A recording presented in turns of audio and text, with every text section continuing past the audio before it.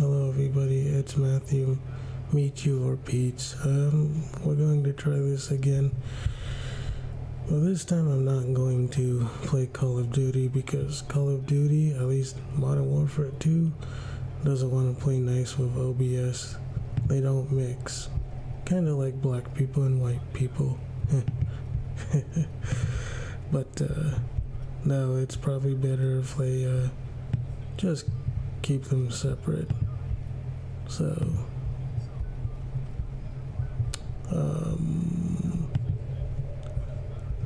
Well, for now, I'll just play Roblox.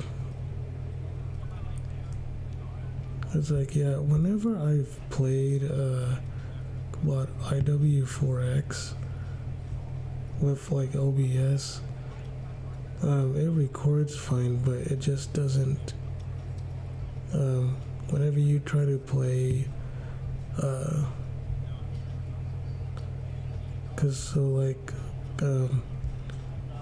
whenever you try to play it, with OBS, it just craps out. So, instead I will try it again.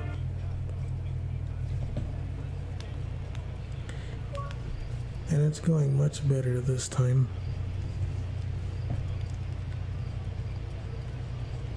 So that's what we won.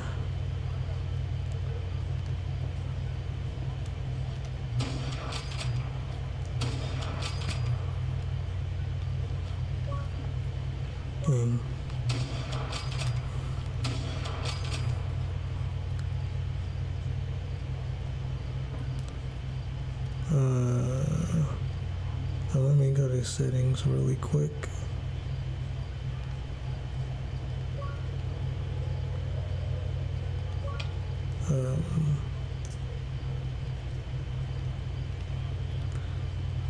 What was I looking for? Oh yeah, the audio.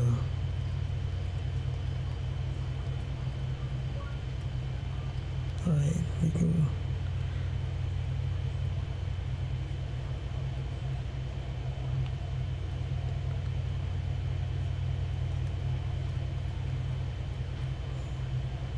let's just play TDM.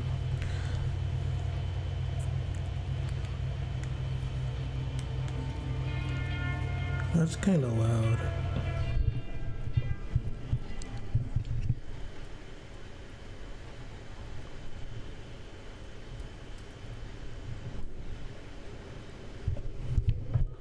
Wow, my fans are working overtime. Oh well.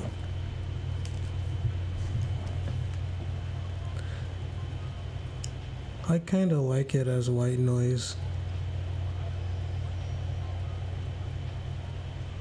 But it's kind of hard to hear the background stuff.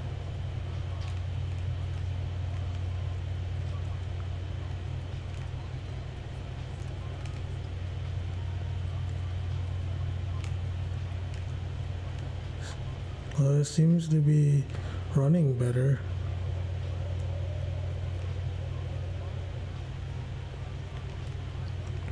The thing I like about Roblox is you can make your own game.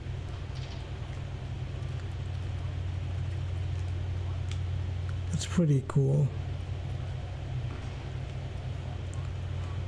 It reminds me a lot like Gmod or Gary's Mod.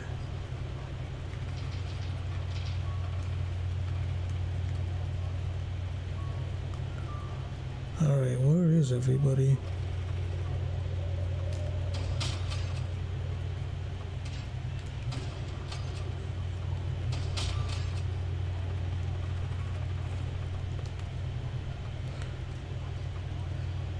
Dude, I remember when I got a 5 on a screen on this game. It was pretty awesome.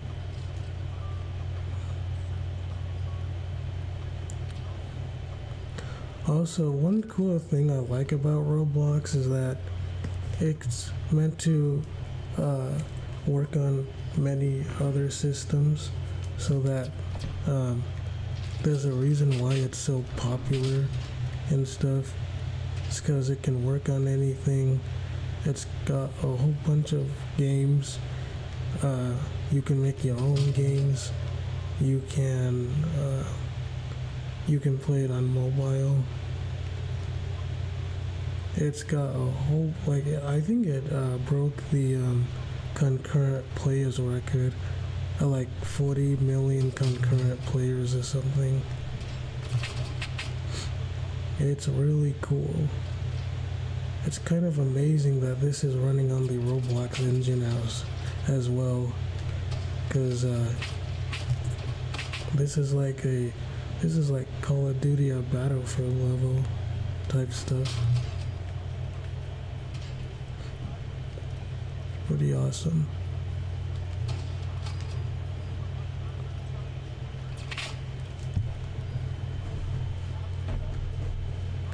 So pretty cool. And I keep dying, but it doesn't bother me that much. I have a lot of fun with these games, and I give these people a lot of credit because they made a wonderful game in the Roblox engine. So that must not be very easy to do, like at all.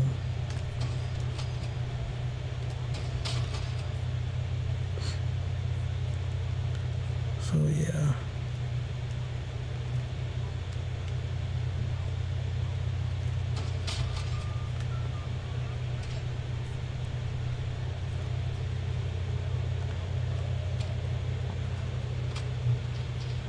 Alright.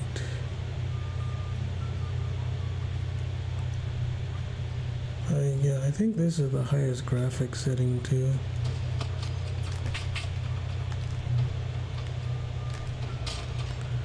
Well, that was close. And it's running just fine, but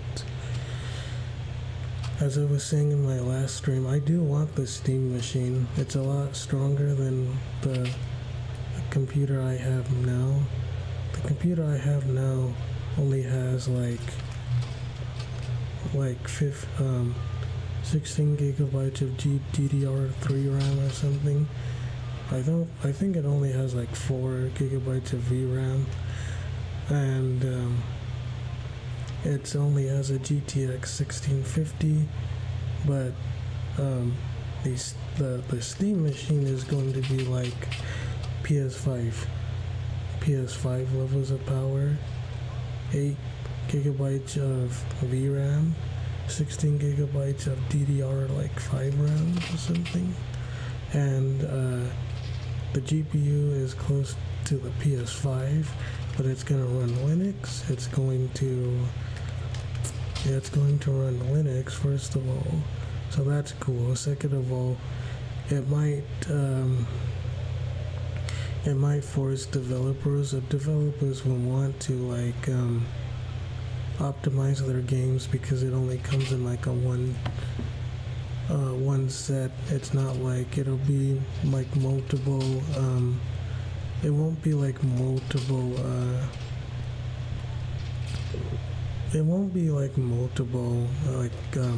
PCs where it has multiple components and stuff. So it should be easier for developers to make it for one spec. A lot of people say that 8 gigabytes of VRAM isn't enough, but I disagree with them. Like, I think 8 gigabytes is enough. It's just that developers don't optimize their games because they would rather just brute force it. And like, you could do that, but developers really could. They could get by with 8 gigabytes of VRAM, which is the more VRAM you have, the better the game can render and process graphics. along with like the GPU as well. And the more VRAM you have, the more you can do with it. But 8 gigabytes of VRAM should be fine. It's just that developers don't care to optimize, and maybe they could. I really hope they do. The other thing I like is that Linux will become more mainstream, I hope. And that's a good thing, because then a lot of games can actually be able to run on Linux instead of Windows, and Linux takes a lot less Linux takes a lot less data. It takes not data, but it takes a lot less let's see, what does it take less of? No, I think it takes less memory, because it takes a lot less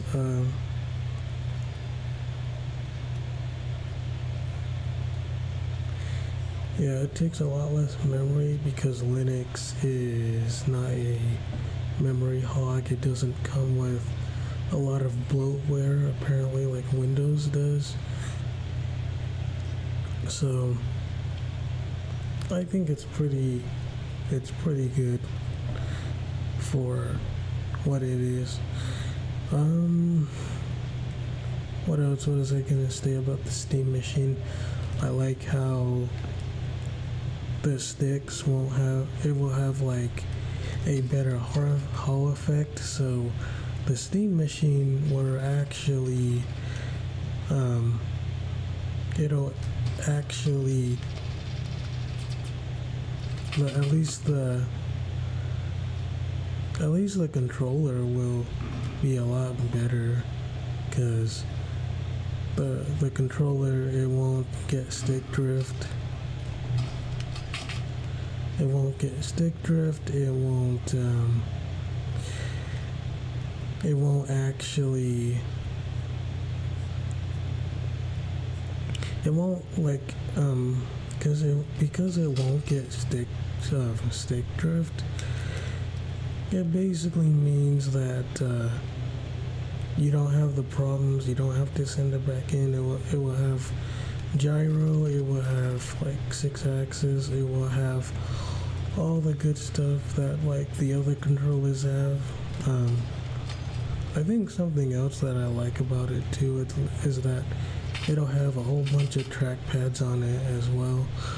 So that'll be cool. So you can control it better if you want to.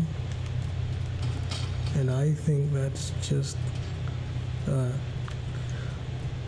very awesome.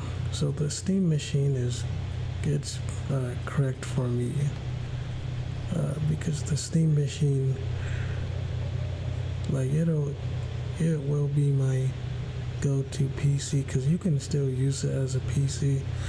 As for price, I'm expecting $600 through $800. That's what I'm expecting.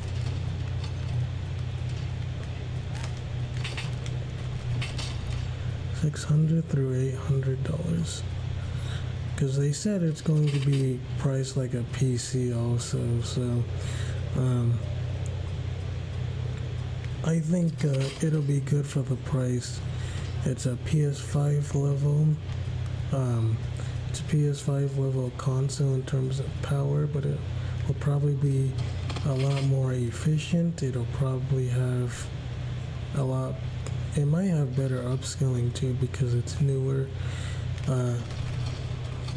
So Valve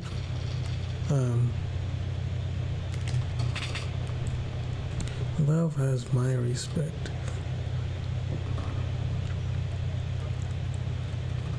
So that's what I think. I think I'm just excited for Linux and stuff. I've always wanted it to go more mainstream. I don't use it yet,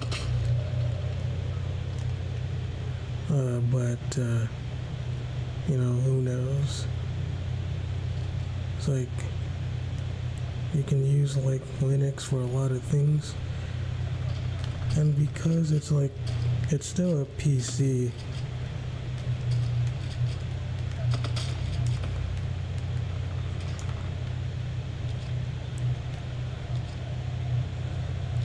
It's still a PC, and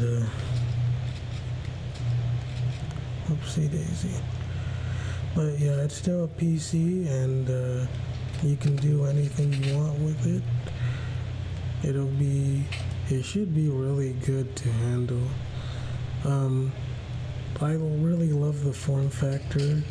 It's very small, it's very sleek, and it's just going to work out of the box, and I love that it seems to be very powerful, especially if that Steam box, the Steam machine, can get if it can get FSR4, that'll be a massive game changer, because as I've said before, that if it gets FSR4, that'll be a game changer.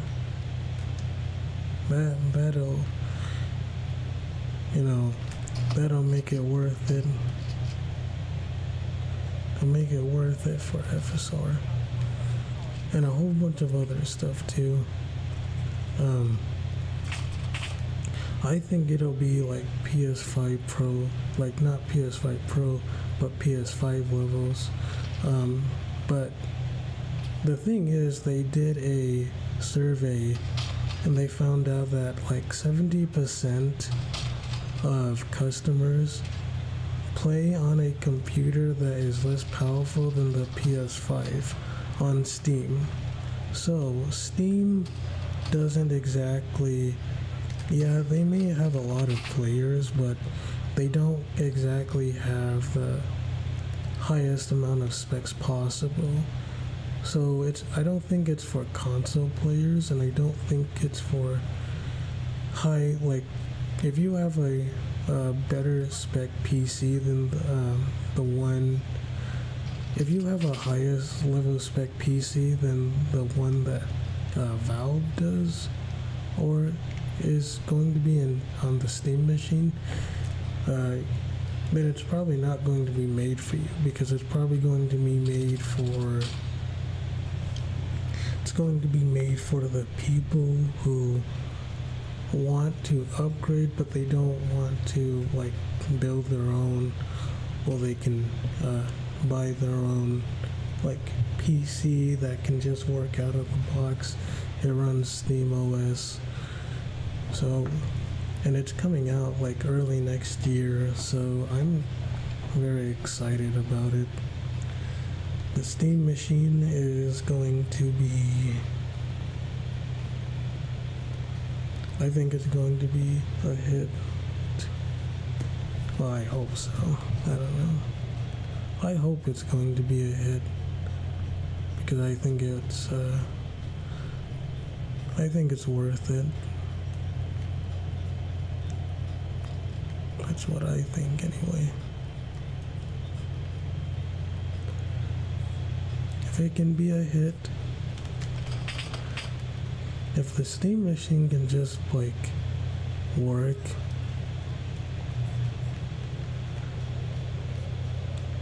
that'll be amazing.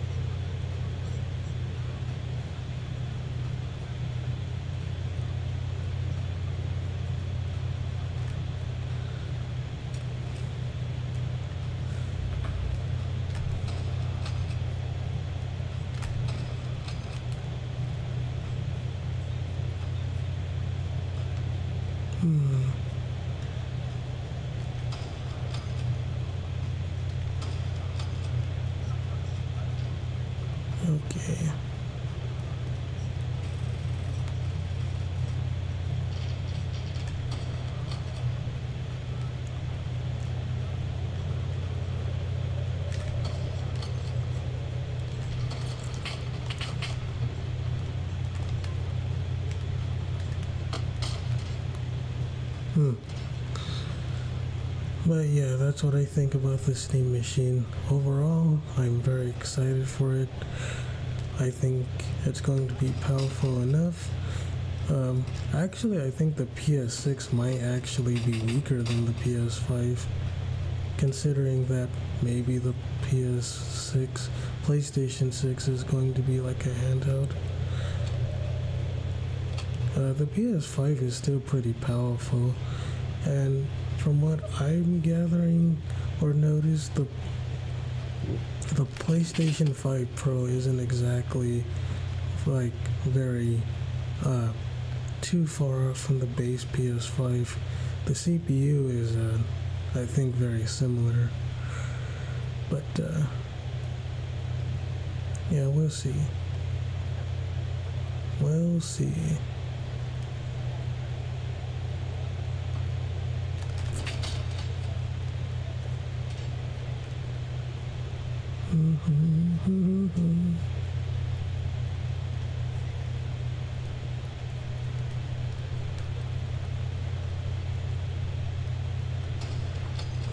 Okay.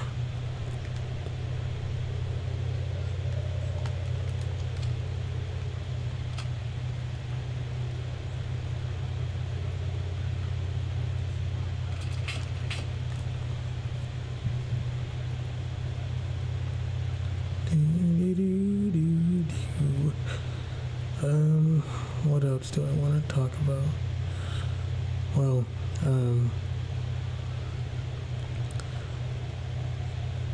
I don't know, I'm kind of drawing a blank. But I think I'll talk about my takes on politics, power scaling, theology. So politics is first. I think any unity that is just race only is a myth, because people have tried it in the past, and no matter how good it got, there was no like truly unification without Christianity, though.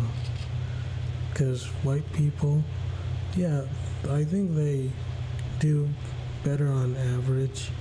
They do make for better societies, and Asians, than black people. But this was only after they became Christianized, because ancient Greece, ancient Rome, life wasn't exactly the best. It was actually pretty poor. So life back then, you were probably going to have a miserable life. People don't remember the good, they only like the bad, they only remember the good, not realizing that ancient Greece and ancient Rome, you probably weren't going to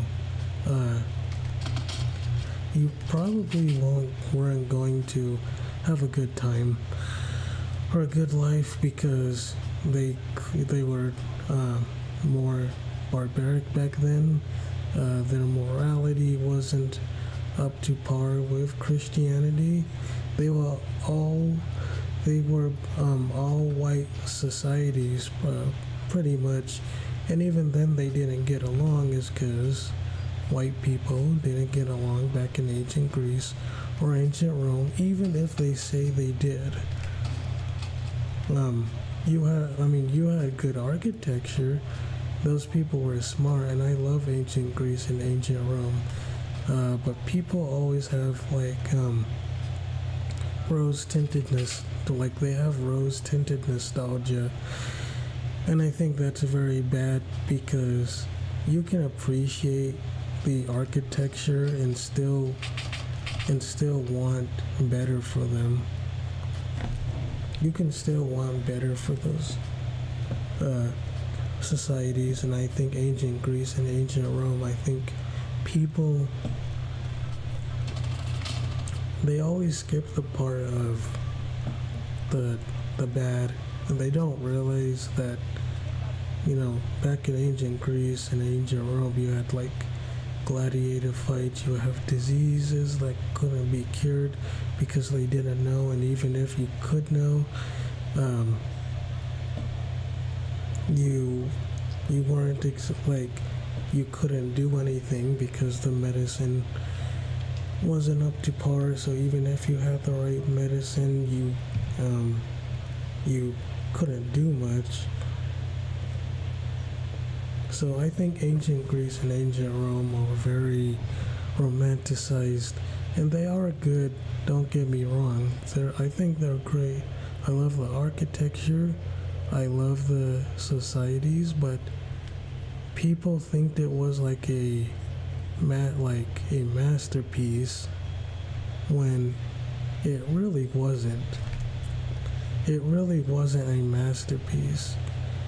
People only say that because they don't say the good.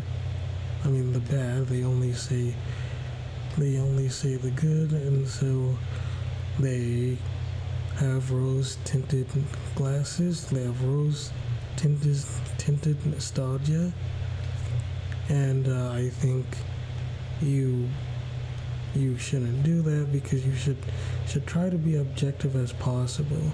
For example, if I were to say that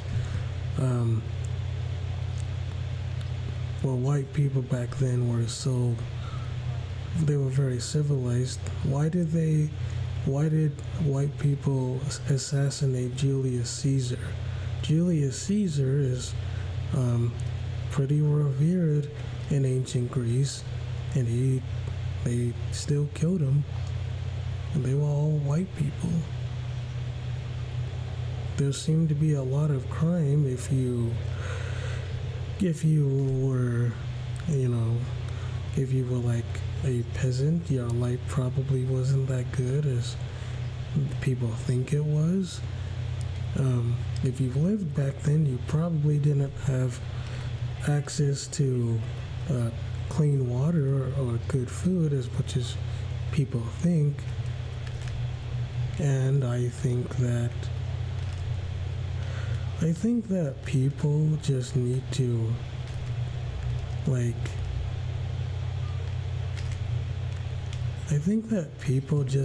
realize that it doesn't really matter that much. It's okay to say that you like aspects of it, but you can still be objective even if they are your own you can still be objective even if it's your own group.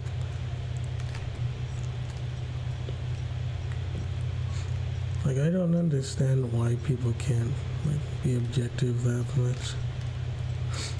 I really don't. But actually maybe I do, because we all do it. I do it. Everybody does it. The thing is, you should try to be objective as possible, even if you should try to be objective as possible, even if you like that even if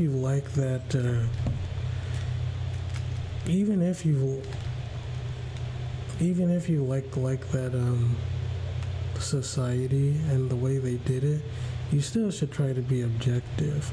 Because if you don't be objective with what you believe and stuff, and you just take any attack on anything you think is 100% good as an attack, you're just going to blame other people.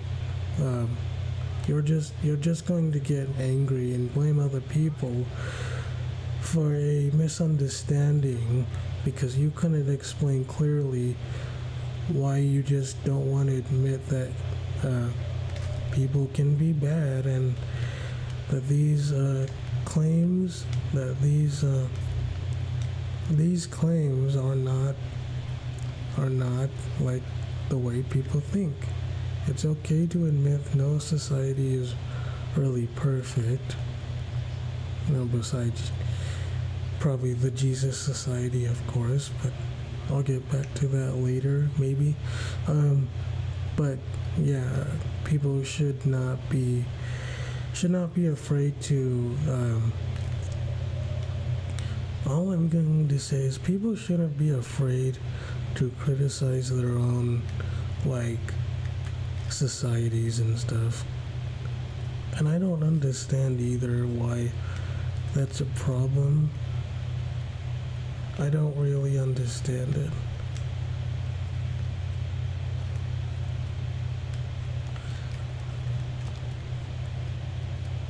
I don't understand why that's a problem for people because that shouldn't have hit. But I don't understand why it's a problem. It's the same thing with ancient Rome and ancient Greece are basically the same things, right? They like to pretend, don't get me wrong, they're smart people, but there was a lot of corruption in those societies. They weren't multicultural. They weren't controlled by Zionist Jews, as some people try to blame everything on the Jews for every little problem, and it's there's no free will if that's the case, because then you can just blame all your problems on something else and not take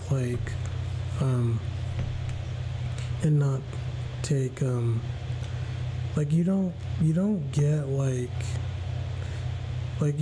you don't that's not the way to grow as a person if you just blame things on other things or other people instead of I don't know. At some point you have to learn. At some point you should learn how to take criticism.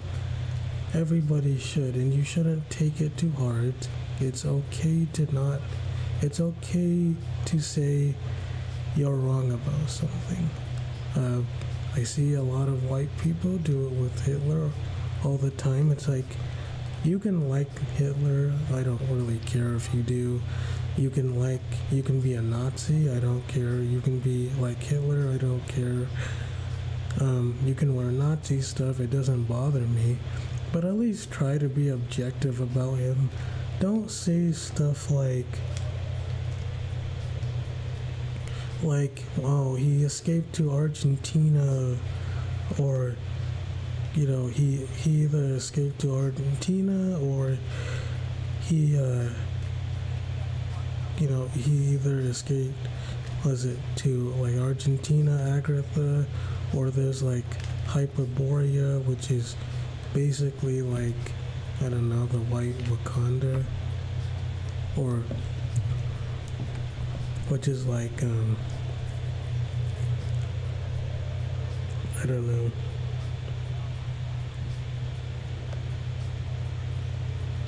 Needs still okay.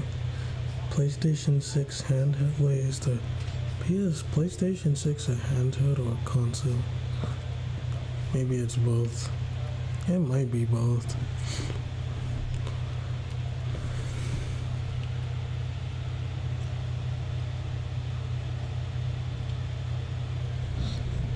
It could be.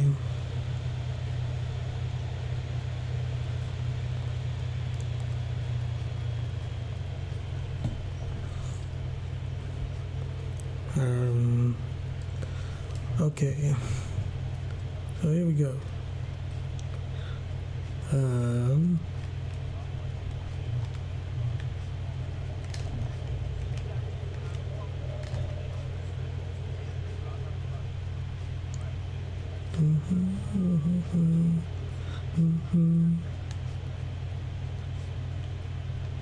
I wonder if there's a body cam game that I can play.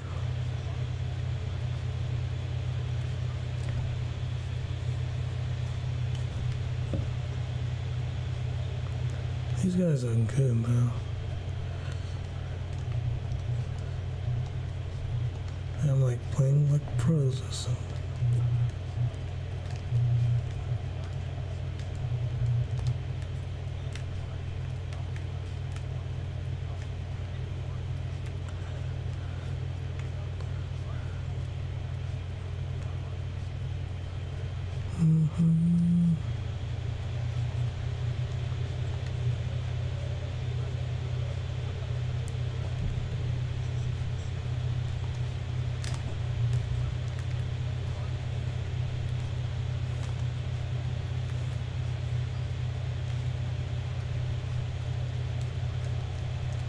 What are you guys doing?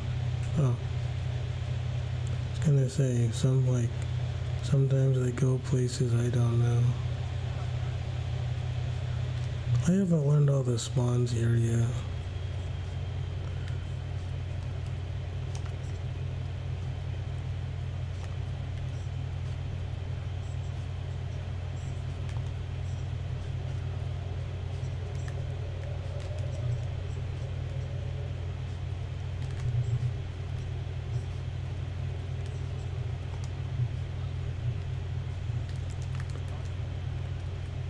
Alright.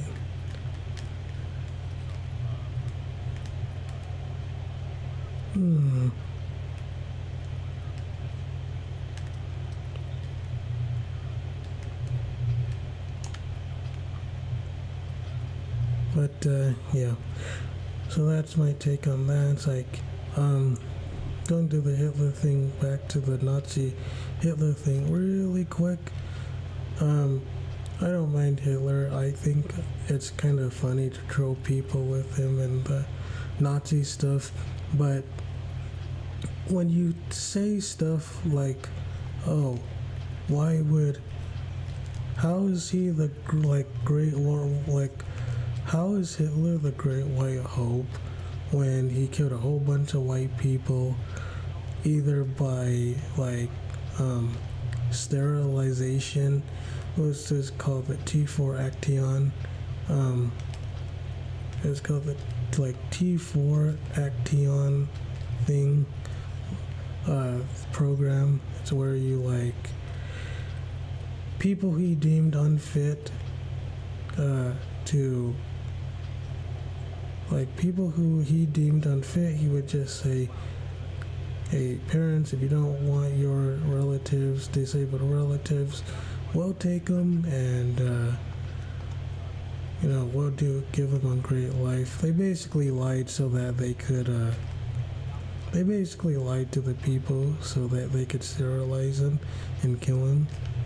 And sure, I do believe Hitler to some degree cared about his own people, but it's not like what people say it is. People lie about him, people for and against, so they can push an agenda. They either make him worse than he really is or better than he really is. And it's not because I don't like some of his stuff. I do think he cared about his own people, as I said before, even if it was a certain requirement. He was a good painter, I think. I think he also had a lot of goodness in him. It's just that he wasn't perfect. And I think people really need to be careful, because they argue like he's some sort of God or something, and it's not cool when that happens, because then you lose all objectivity. Once a lot of people who argue for Hitler being a great white leader, they don't understand how inconsistent he is. So, for example, let's just name something he's inconsistent at. For one, he had multiple non-white people in the military. He had Jews in his own army. One of them was actually a Jewish person. One of them was a Jewish person who was actually disabled too. So, good job on being inconsistent there. So, and what was the other one? He also sent many Jews to Palestine, which is now Israel. He made a pact with the Jews and the Havara agreement. So he wasn't exactly consistent. To me, most things in life don't bother me. I'm very reserved and don't care, but I guess the things that bother me are the people who are like self-righteous hypocrites who think they're not self-righteous hypocrites. They say, oh, well, Hitler wasn't so bad, even though he constantly contradicted himself numerous times. It's okay because, well, it was for the greater good and he cared about his people and he was the great white hope. Not realizing that the great white hope actually wasn't even that great himself. He even had a lot of health problems too. He was drugged out of his mind. He had a lot of problems. And I think a lot of people like just aren't, they're just not being objective because, as I said before, people who are die-hard haters don't focus on the objective because they argue with emotion, and people who are die-hard Hitler fans are also don't because they argue with emotion. They don't argue in a way that is actually consistent, because if they were consistent, they wouldn't actually be arguing the way that you are. And whenever called out on this, they literally don't know how to respond other than it's just hatred. It's just hating. That's because they're not being objective the other way. It's like, okay, you're behaving the exact same way you have condemned others to behave, and so you're a hypocrite. That's called being a self-righteous hypocrite, because you think your hypocrisy is somehow better than others' hypocrisy, self-righteousness, and you're doing the same thing. I do the same thing to a lesser extent with the LDS Church, because we try to rationalize our own beliefs, and when our own beliefs are contradicted themselves to a point to where it's uncomfortable, we have cognitive dissonance about ourselves. We say, no, this can't be possibly correct, and so we shield ourselves from it. We want to say it's a lie so we can always have a security blanket on something that might not actually be as good as we think it is. People always want to be assured of themselves. They always want to. And I don't know why that people want to be assured of themselves all the time.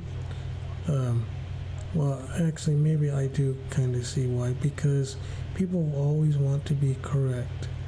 They always have to be correct everywhere, even if it damages them to the point to where that they can continue to. It always has to be to the point to where people can always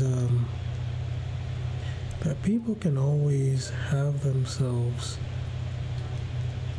That people can always have themselves the out. They can always say, well, you took it out of context. And it's like, well, Hitler was kind of inconsistent, and so were the Nazi Germany's, and you saying, well, he loved his own people, but he loved them enough to kill them. Even if I do think it is true he loved them, he only loved you because of how useful you were to him. If you weren't useful to him, guess what? He got rid of you. He got rid of you after that, and so it's not very it's not very sane. I don't know. I think people are very strange.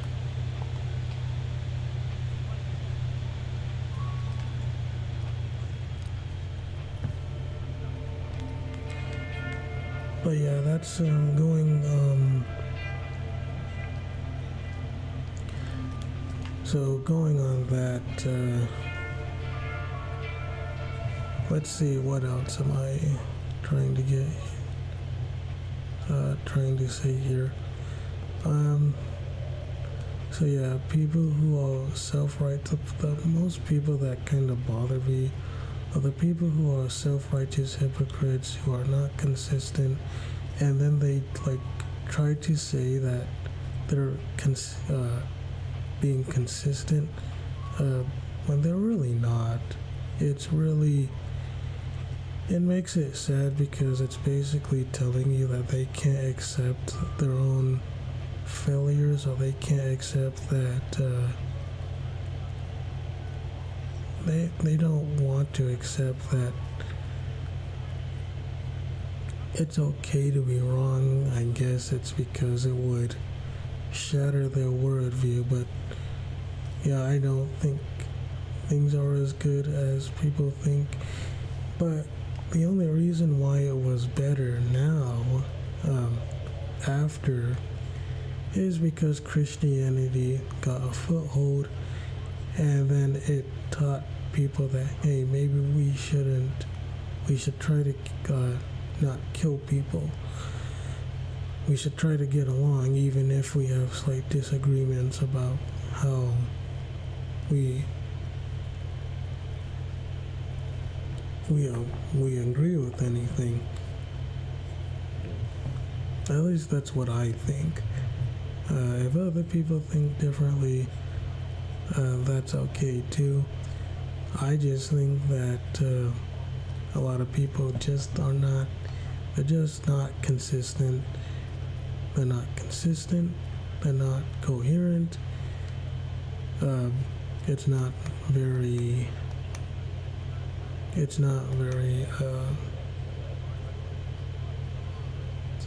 logical. I'd say a lot of it is a non sequitur. And how was life back in the Viking days? So let's get back to the Vikings, and let's try to make it very quick as well. The Vikings,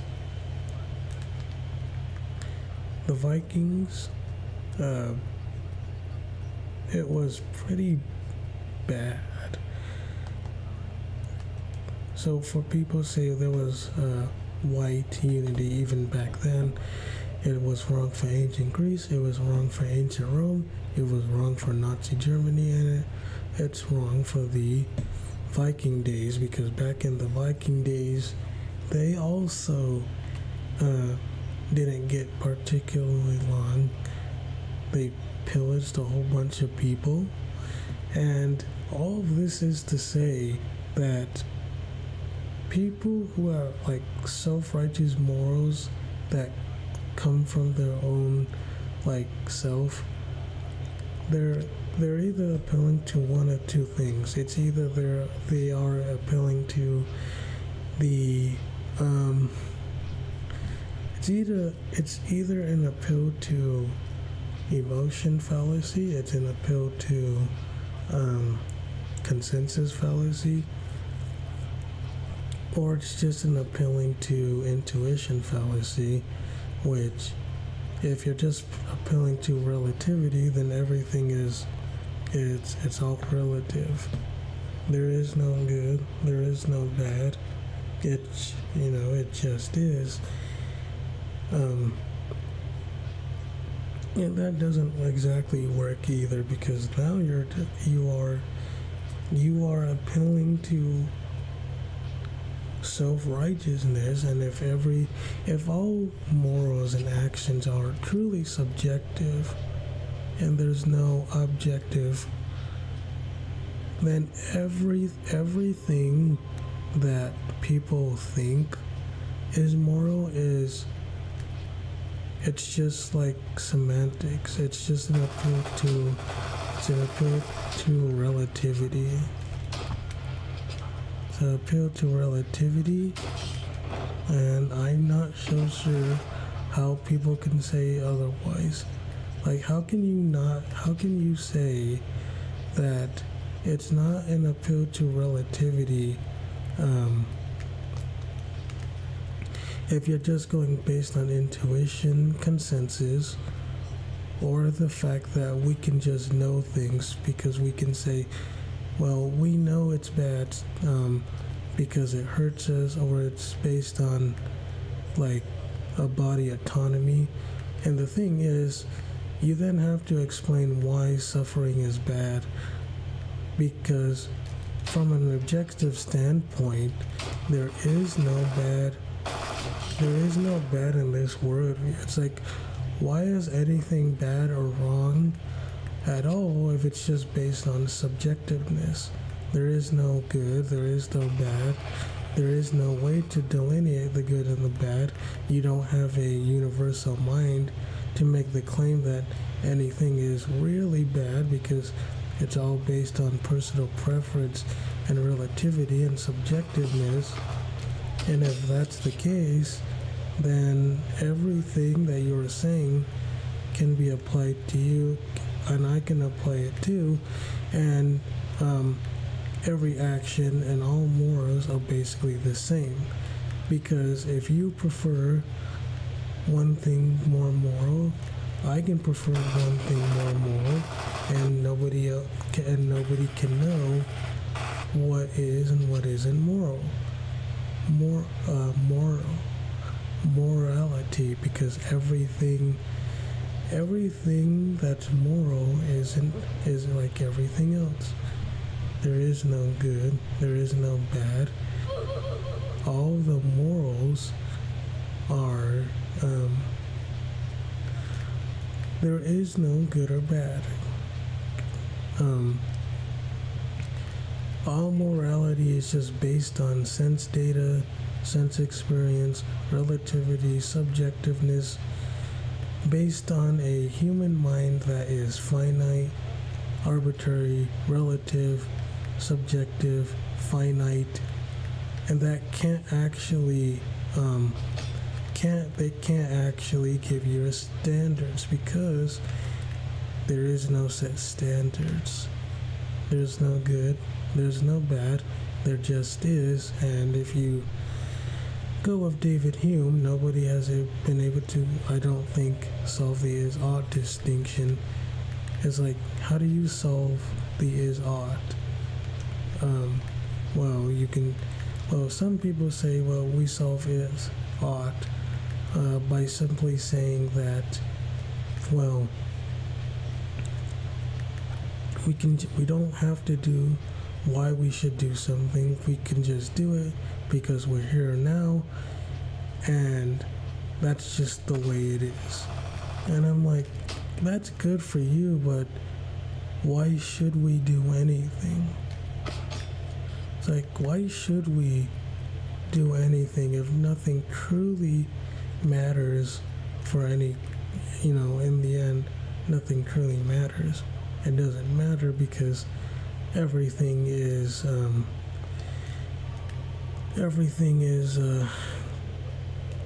ultimately meaningless.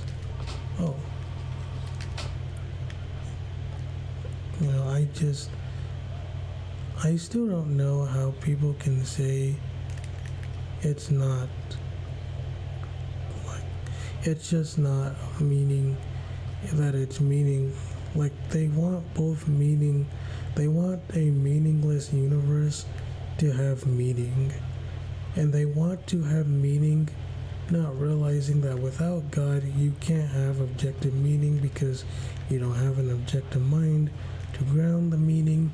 You don't have an objective mind to have the meaning. In fact, you can't even say what objectively is or why it's bad, other than, again, as I've said before, just your personal preference. That's all it is. It's just one preference over another, and it's all subjective. And the only reason why some people say one preference is better than the other is because of groupthink.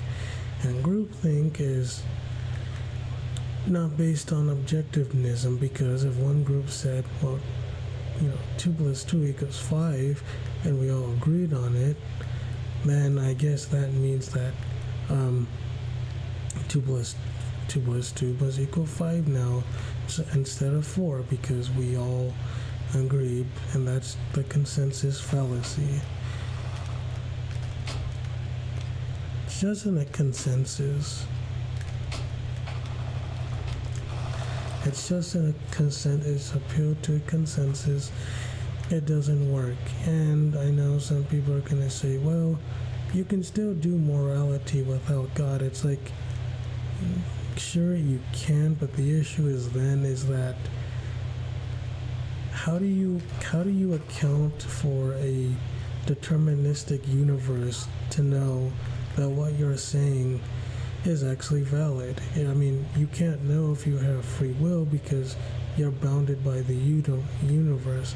You're just simply cause and effect in a machine that can't actually know really anything. You can't even know that you're doing the things that you think you're doing.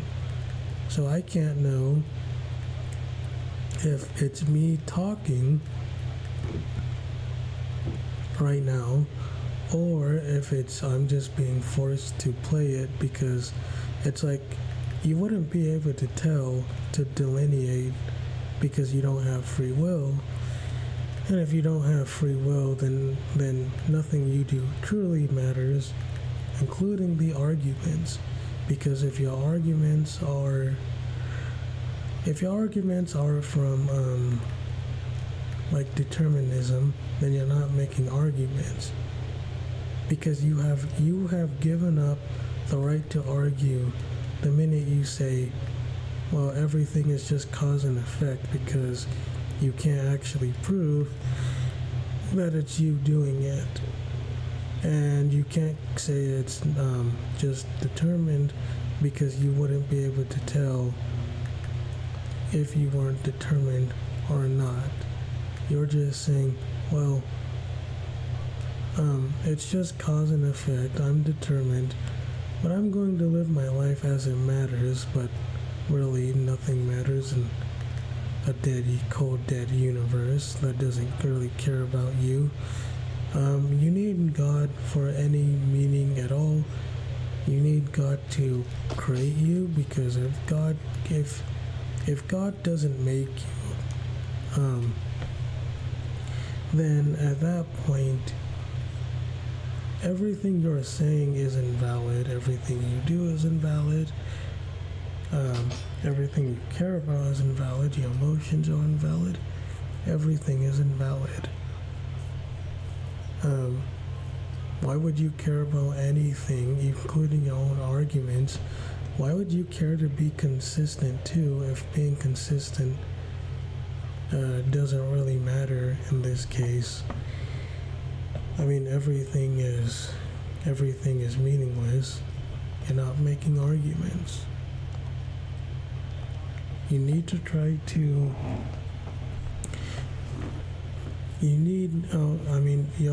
So people also argue from a pragmatic standpoint. They try to say stuff like, well,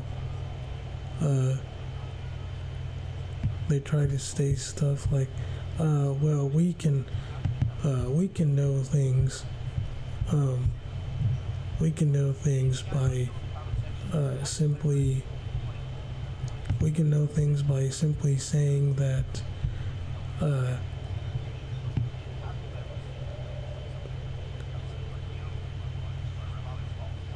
We can know things by simply saying that we can feel them, and suffering is bad because we've all agreed that it's bad. We can do things without God because, well, God, we can do things without God, therefore God, not realizing that still begging the question is like, you can't know how you got here, you can't know how you exist. You argue with transcendentals that you have no justification in. You have no justification in how you got those. You argue with metaphysics, even if you don't know how they like. It's like they assume all kinds of things that they can't exactly ground or justify or prove from the worldview. But then it's almost like they take them for granted in that worldview. Them saying they can know that, it's very, very strange.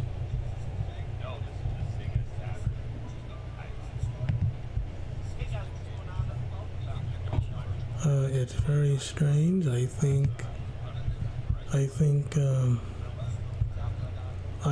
it's very weird how people think that. I think it's very strange. It's very weird.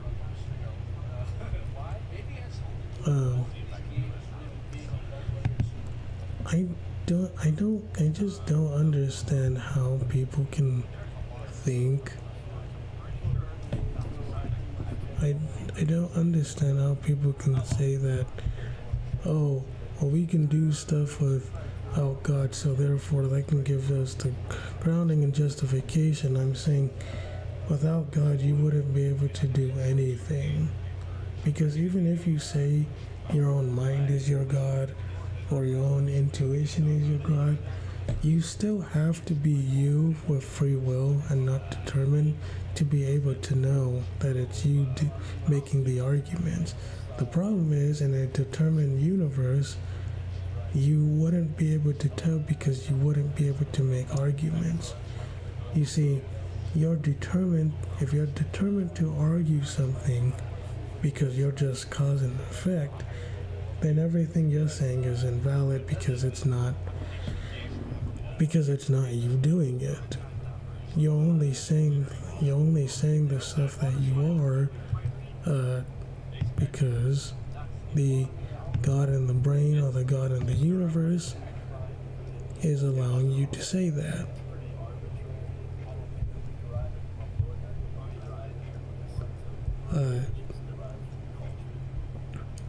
So I don't understand how people say, "Oh, well, God can,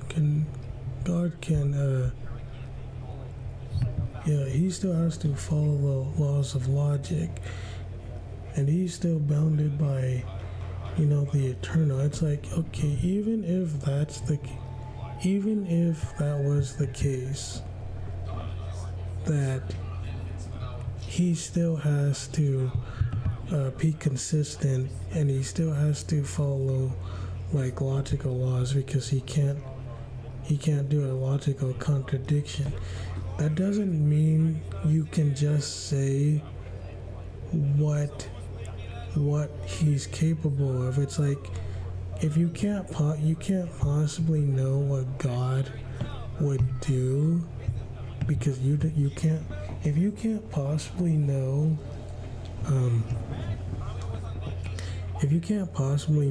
what God would do, because God Himself is better or higher, because He's all powerful. If God is all powerful and all knowing, how can you come to the conclusion that you would know how God wouldn't, like, how you would come to the same conclusions? Just because you can't comprehend something doesn't mean God can't do it. I think that's a really, really hard thing to do, because it just seems like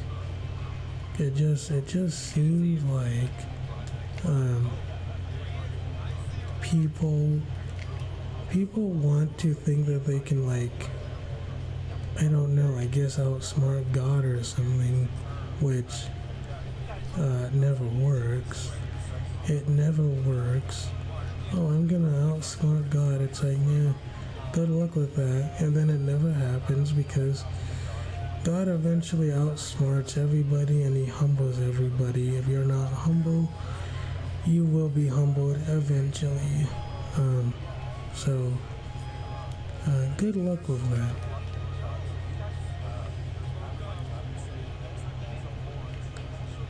Speaking of humble, I want to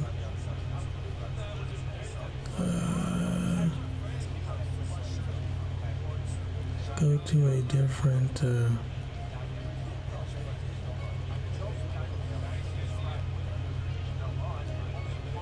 let's see, I want to go to let's see, do I want to do this or find a party? Alright, I'll look for a party if they want to, but probably nobody does. Sorry, I'm trying to play a dungeon and the Roblox MMO.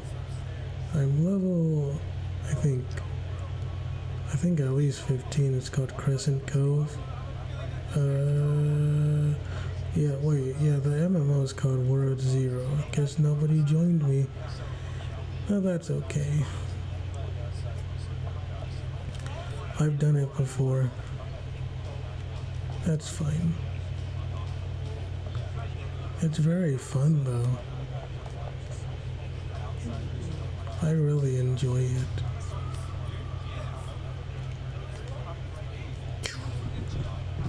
I'm having a lot of fun with this MMO. Yeah, it's kind of easy and generic, but you know, I like the fact that I can go through. It's pretty fun to just go through dungeons, and you level up kind of like pretty fast, and the people are nice. They're really nice people.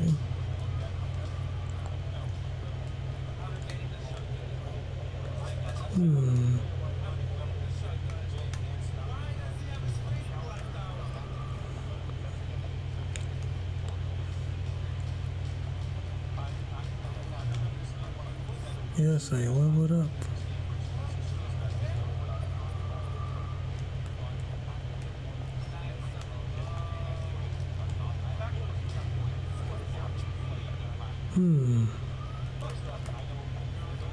I look kinda cool. I do like the character designs here. But yeah, anyway, yeah, I think people just need to be humble and realize they can't exactly outsmart God. They think they can, but they really can't. Also, God probably knows a lot more than people think. Probably a lot more than people think. And that's not a bad thing. It's just people need to... Oh, dang.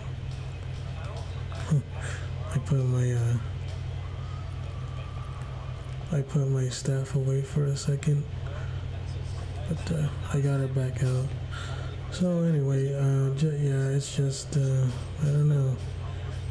I think a lot of people are very hypocritical. They just don't like to be called out, and I don't understand why. It's like, okay, even if you're wrong, does it really matter? It's like, it's not the end of the world, man.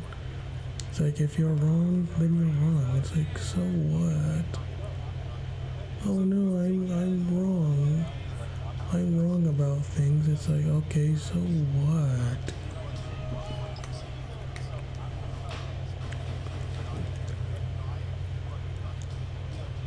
Like, I'm wrong about things. It's like, We're wrong. We're wrong.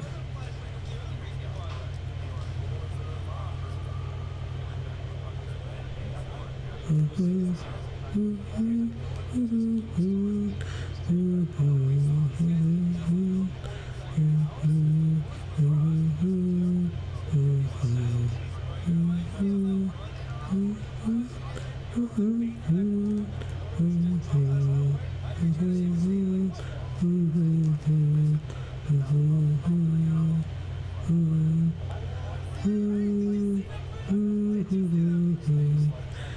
I'm kind of bored, but what else was I going to get into? Theology. Oh yeah, so I'm an LDS Mormon, and I believe that I'm kind of a rebel Mormon because I don't always believe in the complete I don't believe in the typical Mormon stuff. For one, I don't believe in the infinite regress of gods. I believe Jesus Christ has always been God, along with the Holy Ghost and the Holy Spirit. So I don't think they became God. I think they were always God. Even as an uncreated intelligence, Jesus Christ was just vastly more, he was just vastly higher than any others, than any of us, because I believe as an intelligent, he was God. It even says he is eternally God. If you look at Mosiah chapter 5, Mosiah chapter 15, Doctrine and Covenants, section 93, and the book of Abraham, it says there was one intelligent greater than the other. It says Jesus Christ is the eternal God, how he's both the Father and the Son. It says that they are one God, yea. In Hebrews 1:8 or 8:1 or something, somewhere in Hebrews, God the Father calls Jesus Christ God. So Jesus also said, before Abraham was, he existed. Jesus Christ is called the Word of God. So he's not just saying that, he is that. So in the beginning was the Word, and the Word was with God, and the Word was God, and the Word became flesh. So then the Word is Jesus. So he was there from the beginning with God the Father. And if he was there from the beginning with God the Father, then along with the Holy Spirit / the Holy Ghost, then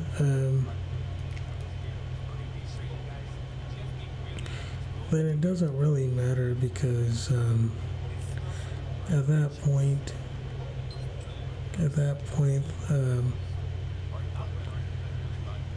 that there really is no way to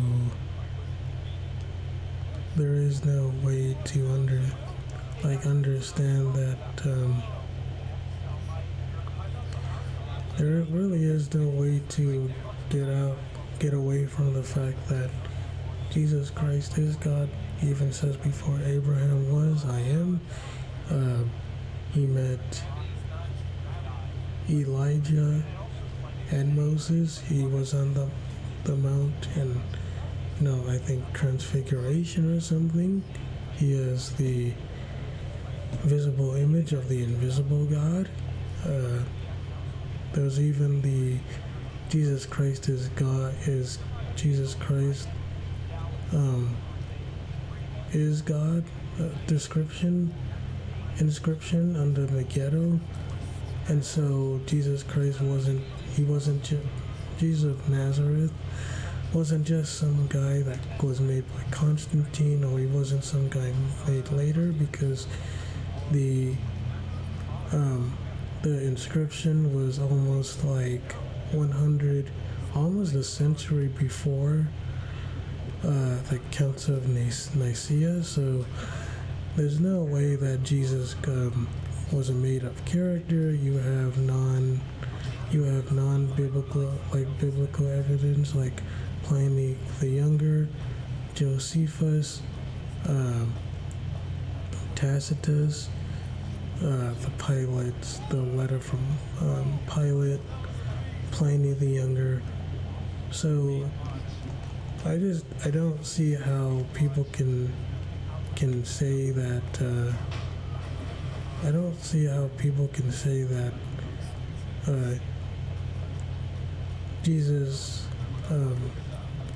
wasn't a real person, because most historians, even non-believers, believe he was a real person. Whether you think he's God or the Son of God is, up to you and your interpretation.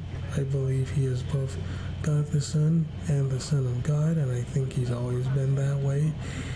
But that doesn't mean that that doesn't mean that it doesn't mean that he didn't exist, at least as a person. And a lot of people will deny him as a person, which is actually kind of insane, because a lot of people, I don't know, I think that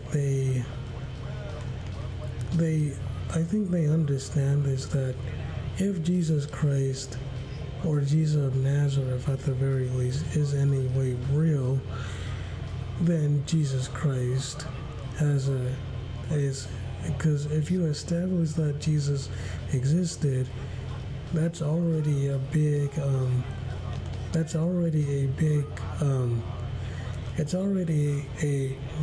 a devastating, it's a pretty devastating blow to non-believers, because now they at least have to realize that, yeah, Jesus isn't just some guy that people think. He's a lot more than that too.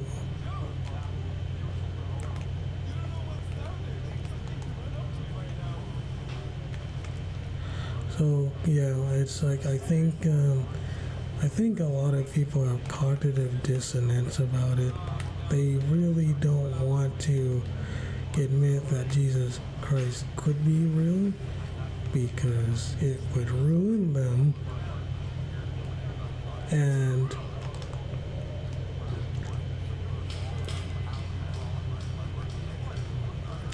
I think they understand that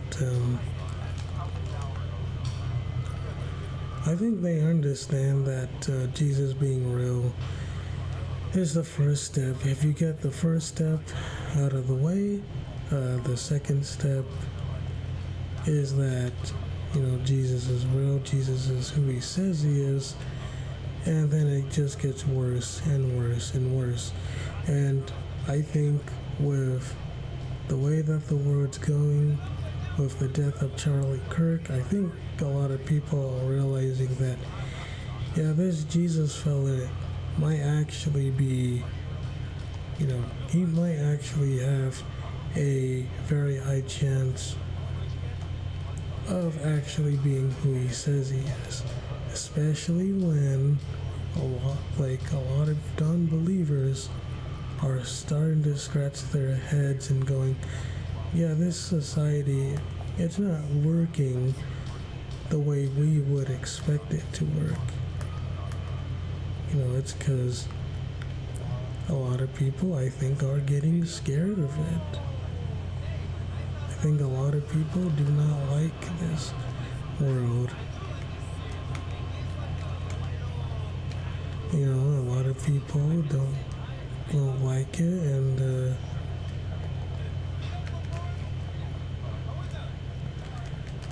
a lot of people don't like this world, and it sucks, but it's unfortunate, but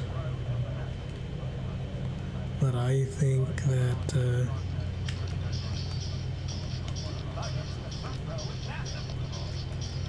I don't know, I think that people,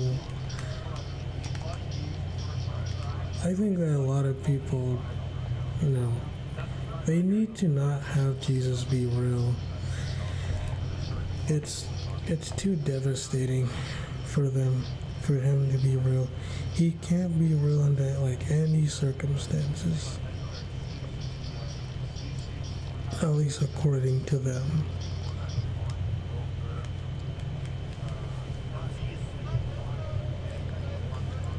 So, anyway, that was my long rant for like, that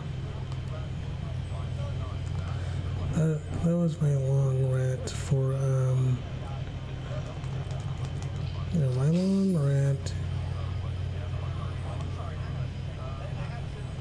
It was my long rant on, Jesus and how he does actually make a lot of sense.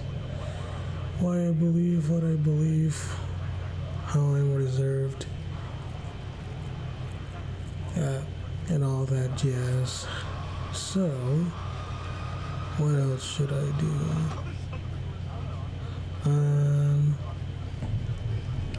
I'm kind of tired, but I don't want to like stop right now.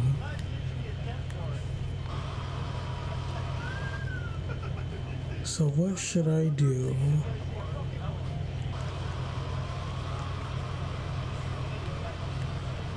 That's kind of loud.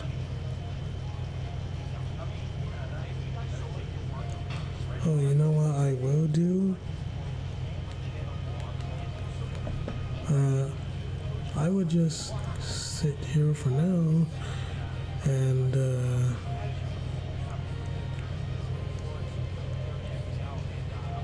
so I'm trying to look up on Google for a second. It's like almost 2 o'clock, so I'm kind of tired a little.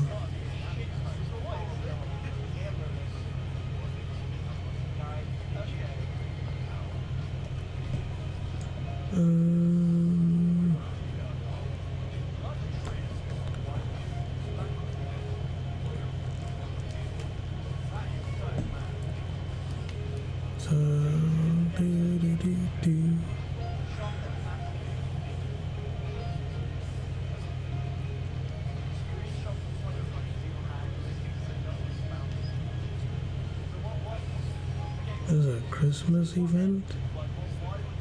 I wonder what this is. Oh, Holiday Village.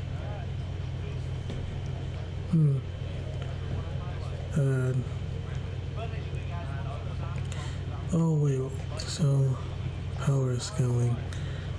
I'm pretty tired, but I will see what I can think about, if I can. My brain is kind of dead, but I will try. So politics and religion and a lot of the other stuff is kind of out of the way for me. What else do I think? Well, let me see.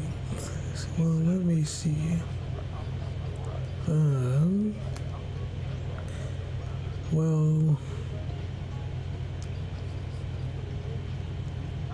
let's try to think. Oh yeah, power scaling. Okay. Yeah, power scaling. So,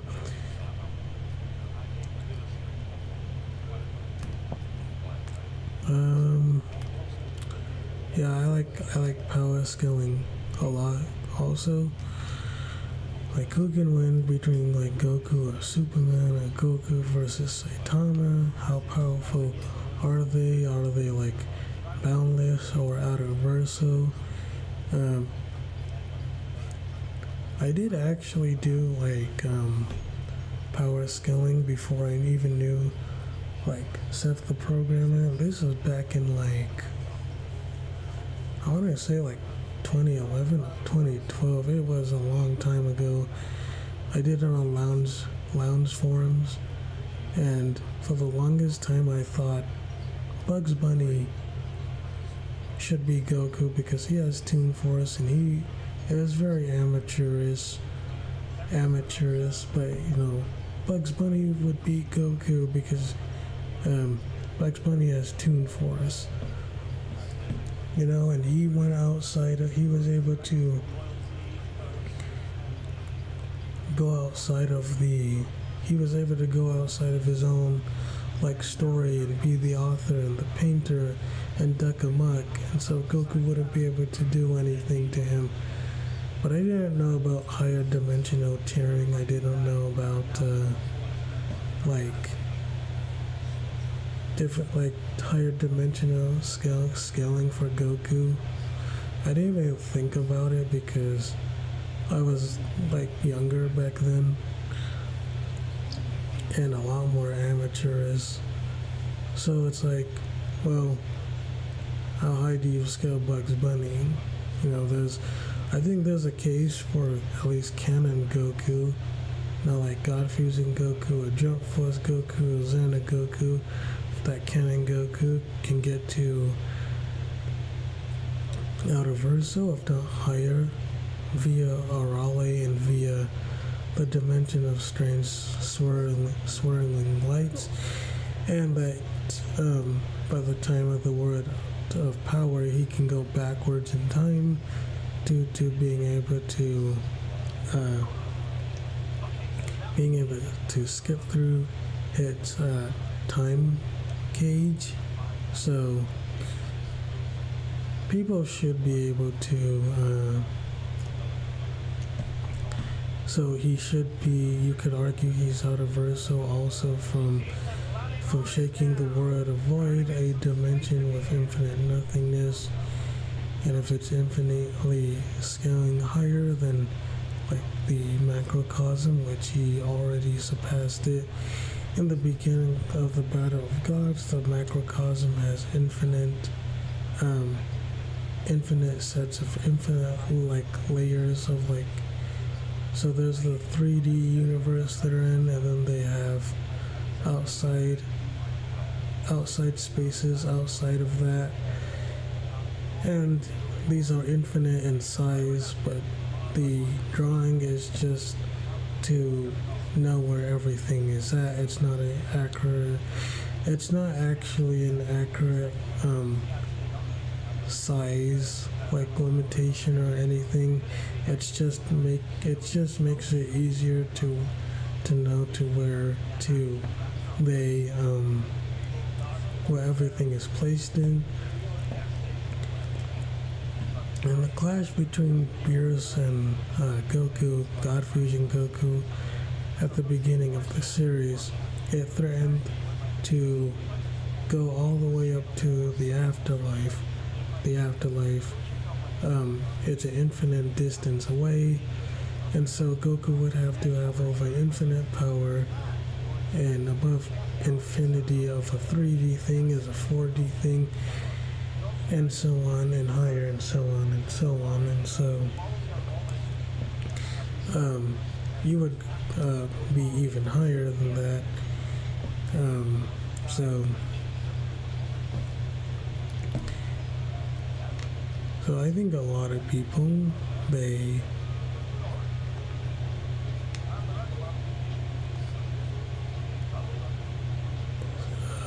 I just think that a lot of people, they don't realize that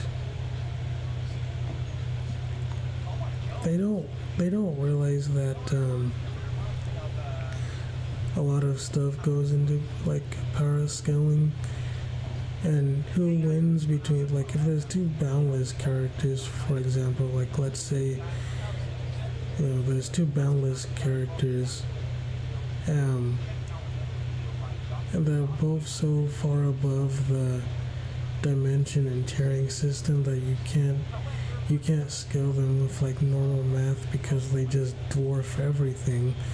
And in that case, it probably goes based on the cosmology size, because both characters are boundless. They're absolutely everywhere. They encompass everything. You can't actually beat them you can't do anything. You can't actually you can't do anything. You can't get rid of them. You can't really hurt them. They encompass everything. They're basically all of existence and reality. What are you gonna do to a boundless person or character? Well, that's kind of hard, especially if you have another character that's also boundless.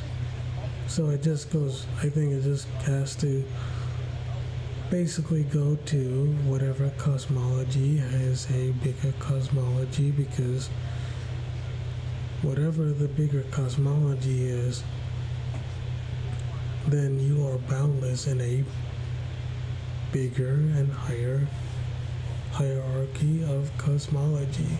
So therefore, your boundless is more impressive than another person's boundless. Although I don't think there is really layers into boundless. The only thing I can think of that's higher than boundless is irrelevance, which, I was going to say that before, versus wiki and, versus battle got rid of the layers into boundless. So I guess the only thing that's higher than boundless, in my opinion, would be extrovert. It would be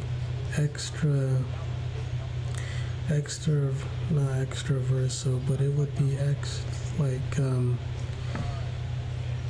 metafictional. It'd be metafictional or extra-fictional. For example, God Fusion Goku. A lot of people compare him to, they compare God Fusion Goku to like Cass or Cosmic Armor Superman, or people like Popeye, or people like Bugs Bunny, or people like Deadpool, who break the fourth wall and acknowledge that they are fiction, and they acknowledge a fictional representation of a real life person. So they're not actually even though Superman says he can feel the reader breathing on the page and whatnot, and Popeye beat up his actual animators. I think the big difference between God Fusion Goku and the other fourth wall breaks is that God Fusion Goku actually interacts with the audience, and he's able to shake the chairs from a real life perspective, because he's not just acknowledging the real world, he's interacting with the real world via fusion and shaking the chairs. And I think that's a lot different than what Cosmic Armor Superman did, or Popeye did, or any other fourth wall breaking did, like Deadpool. It's much different, because you don't just acknowledge the fourth wall, you interact with them. It's like, yeah, God Fusion Goku, he didn't become like a real life human. Like, you can't go down the street and you can't just go down the street and go to his house and hang out or whatever. But you can acknowledge that the fictional aspect of it is that Goku didn't interact with a fictional real life version. He actually interacted with a real life version, a real life you, and not just a fictional real life avatar version of you that is in a fictional story. I think that's much different. I think it's much different than what people think.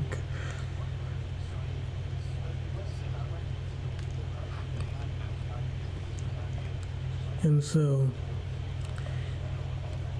I think a lot of people, they don't want to realize that there doesn't seem to be a lot of characters. I would say that if you highball, like if you lowball God Fusion Goku, you could just say he's infinitely transcending a fictional real life representation of the real world. It would just be like high universal or boundless. But if you take the highball, then he would just, I think, basically scale above fiction, because no matter how hard it is, even infinite layers into a like 2D still doesn't get you into 3D. You could have infinite layers of boundless 2D, and it still wouldn't be compared to infinite like 3D. It would be infinitely above, like SCP-3812 or the white light, for example. Those characters, SCP-3812, yeah, he's written supposed to always go above his own narrative, right? You know, people say he's always supposed to go above his own narrative, and he's not really supposed to he's not really supposed to act like he's not supposed to like be interacted with, like he's infinitely transcending hierarchies, and infinitely doing that he infinitely transcended our actual reality. But then the issue you have with, I think, with SCP-3812 is that 3812 is also he's schizophrenic. He doesn't have self-control. He's a lot like Azaroth in that regard. He has a lot of power, but he doesn't have self-control. And if you don't have self-control, what good is that power? Like, what good is that power if you don't have self-control? And you just don't have it. You don't have it. You don't have self-control. You don't have the power. You don't have it. And I think that people need to like get over themselves. They have to admit that SCP-3812, he doesn't actually do what people think he does. He doesn't actually, he's not infinitely transcending. You could just say it's a no limits fallacy, because you can't actually prove that he's actually doing it. Even if his narrative is written to be that way, it's a lot of interpretation. It's a lot of just based on the narrative. SCP-3812 doesn't even have self-control. He's got schizophrenia. I mean, some god he is, because he has so much power, but he doesn't know how to properly stop himself. So he's a god without self-control. or self-awareness, much like Azaroth. He's not called the blind idiot for nothing. Um, these gods, they're so powerful, and yet they don't have the power to like stop themselves from doing something, I guess. It's very strange that they don't have it.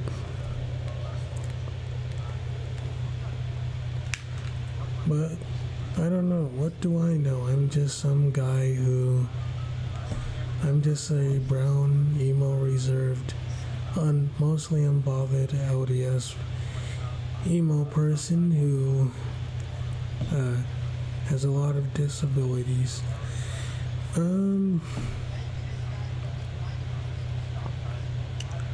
So what else do I want to talk about? I don't really know. I'm very, very tired right now. I'm having trouble. I'm kind of having trouble staying awake and stuff. Not because I can't do it, even though I could do it right now, but I feel like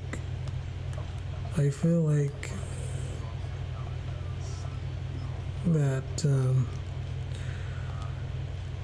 I'm kind of losing my concentration. Man, it's hard. And what's body cam?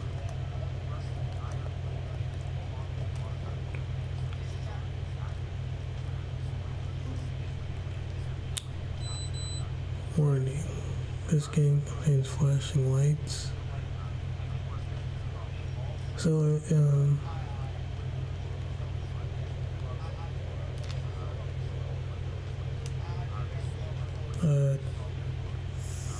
thanks.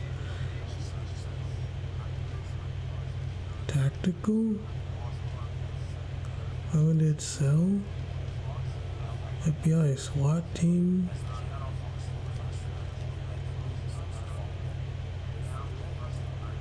I don't understand. I haven't played this game before. Wait, house raid? What's the house raid? I don't think we're working together, are we? Yeah. Guess we'll find out.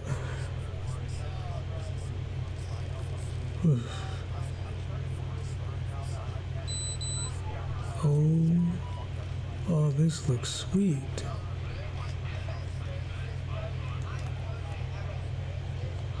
Let's go, everybody.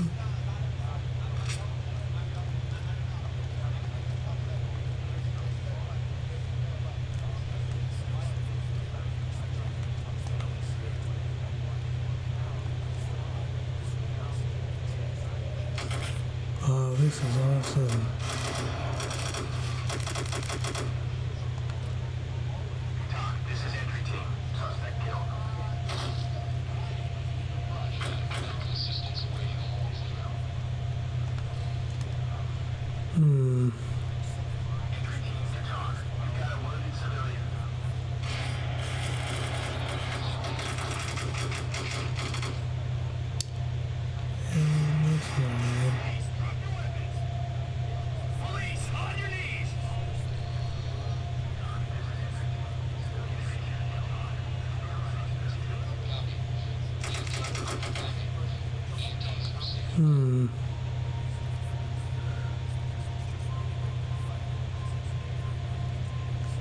Don't move, buddy.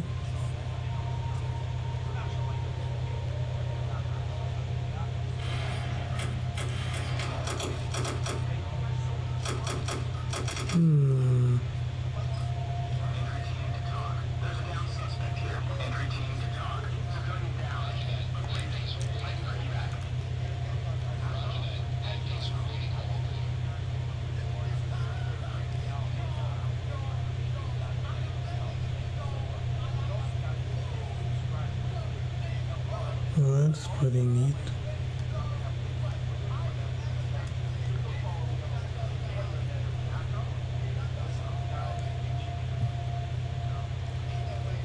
Hmm. Can I run? Alright, it's RB.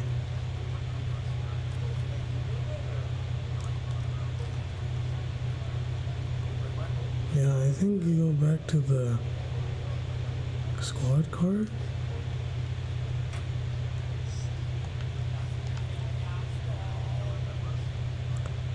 Oh, maybe not. I don't know. I've never played this before.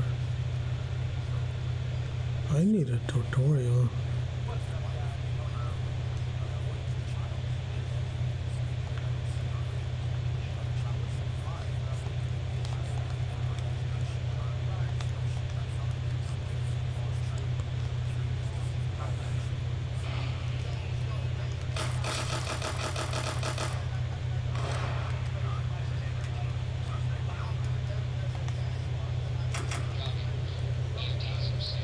How do I get my gun out? Alright.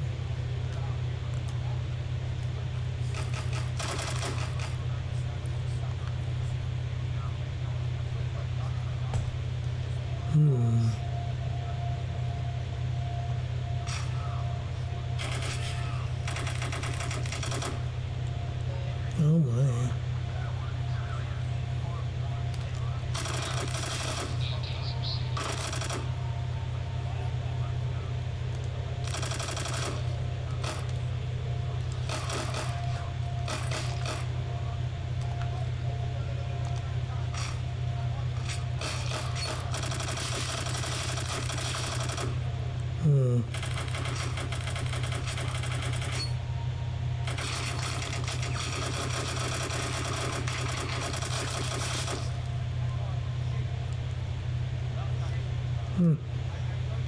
I don't know, maybe that is.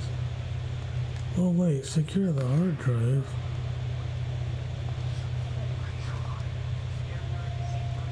Wait, where's the hard drive?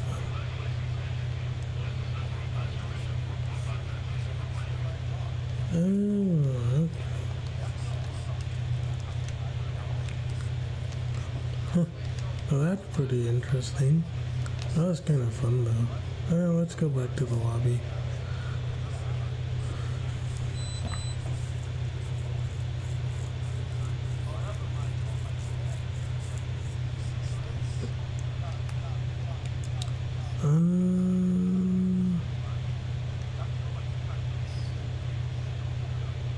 Home raid.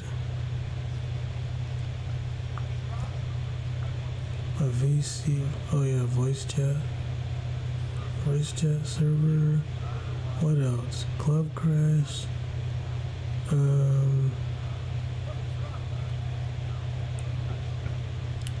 What else do we have?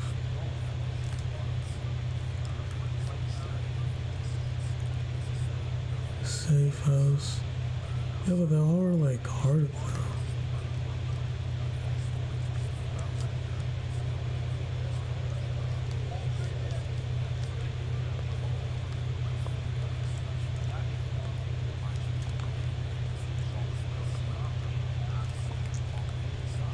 Huh.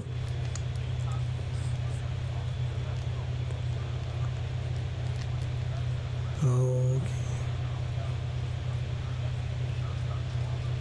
I'll try it myself if I have to. Alright. Hostage rescue. 25 Glendive Avenue, October 23rd, 4:43. Alright. Okay.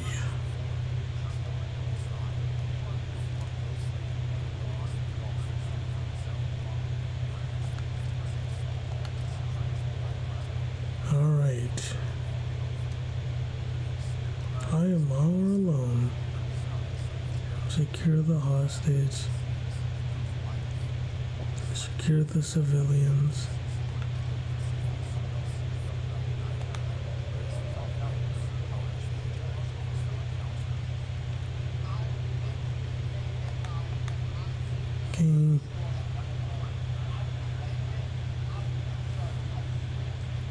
Um,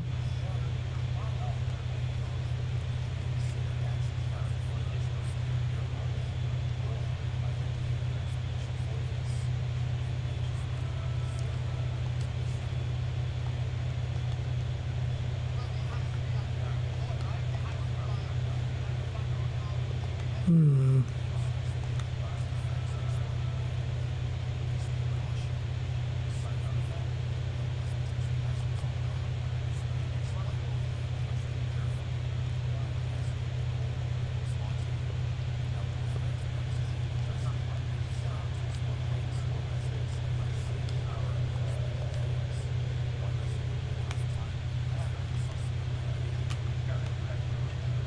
It's probably better if I get the. Maybe I should like go.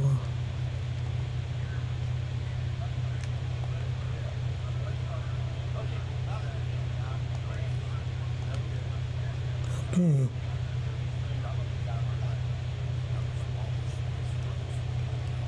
Um.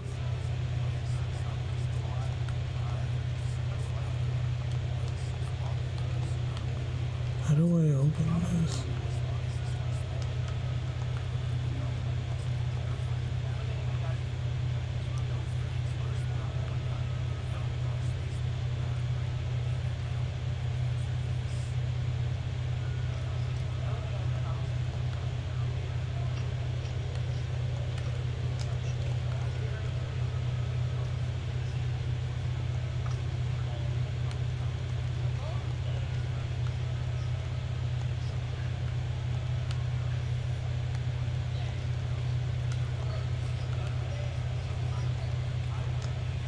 Hmm.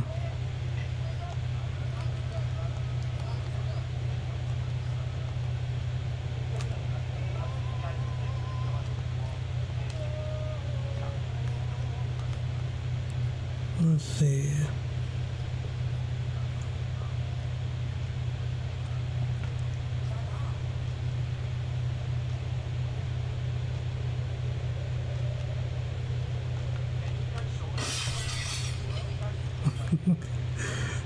Dang.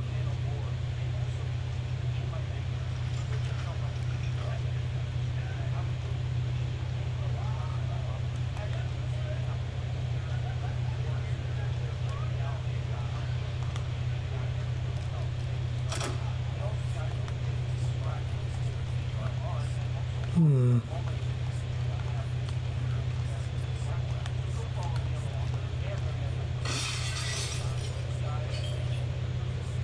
Really? Does this break when I go up to them? Oh.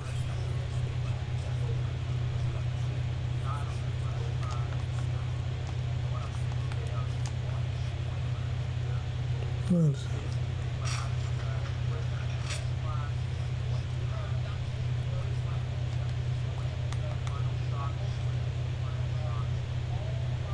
Hmm.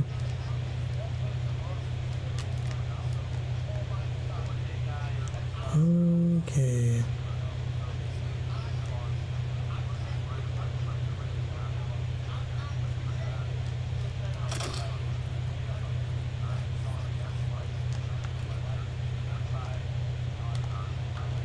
Well, how do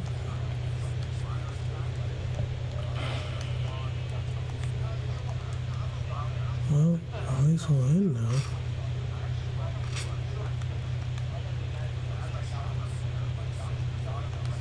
Okay.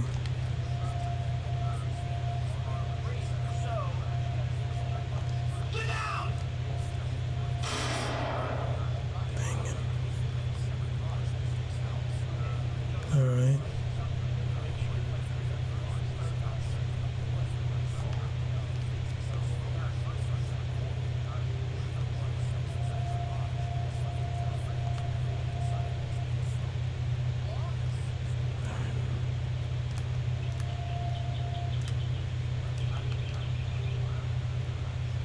Okay.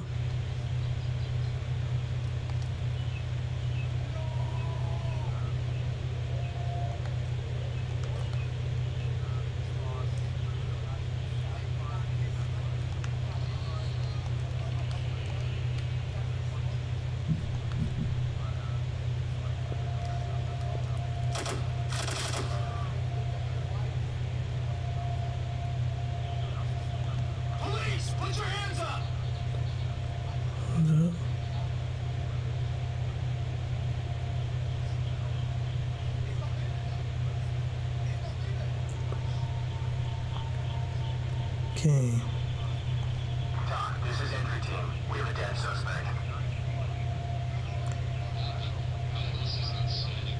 Right. Okay.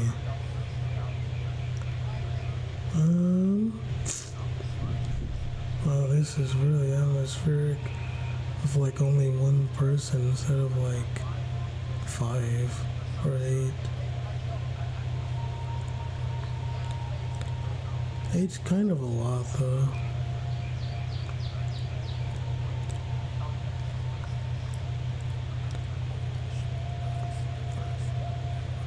Should I go?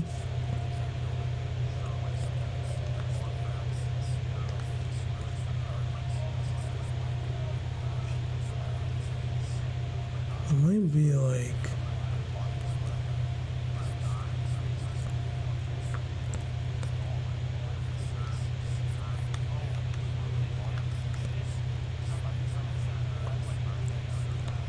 alright. So we might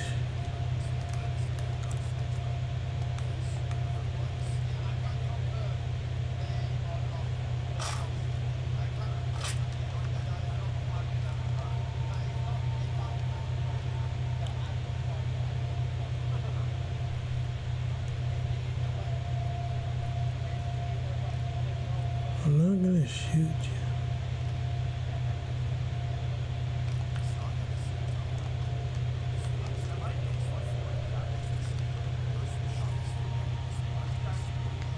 Doc, this is entry team. Civilians secured and ready to evacuate.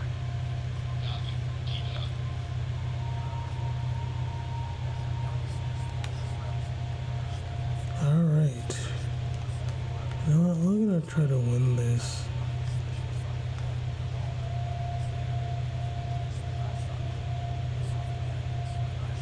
Alright, oh, well, that's weird. Bet you anything, he might,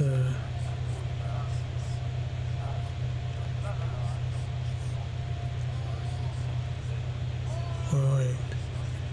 Let's watch over here. Well, this is for a trap, I guess.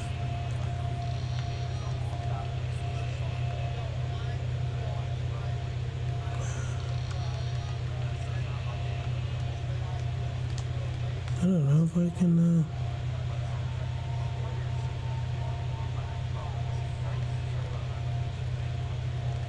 okay. I better watch those corners. You gotta be careful.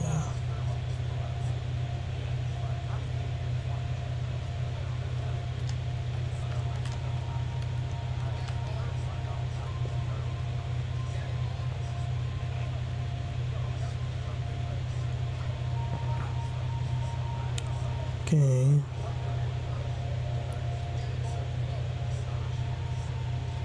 Honestly, someone might be in here too. It's like, I don't know.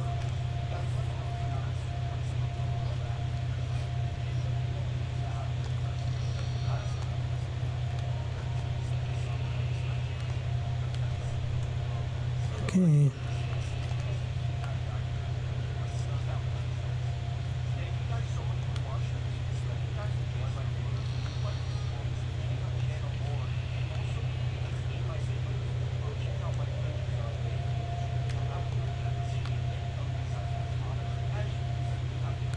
It's like, how are you like not supposed to do?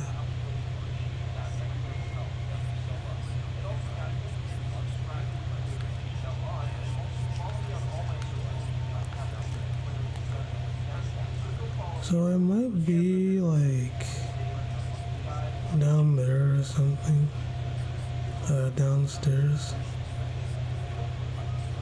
'Cause I checked all those rooms and there was like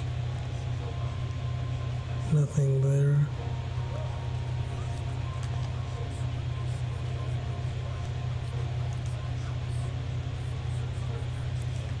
Now, why am I going outside? Don't worry, if I can not die,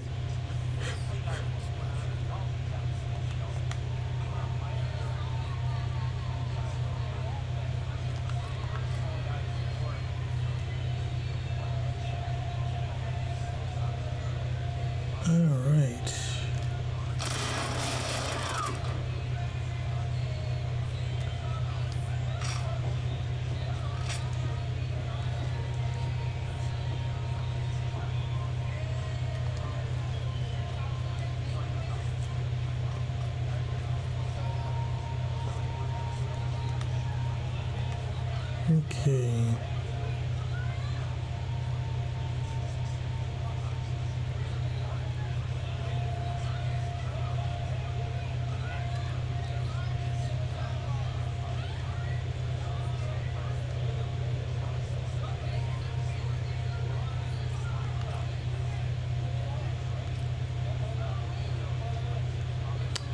Would it be better if I'd like do it now?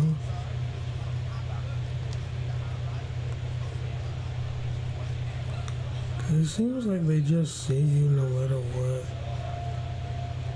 Yeah, let's just go. Okay.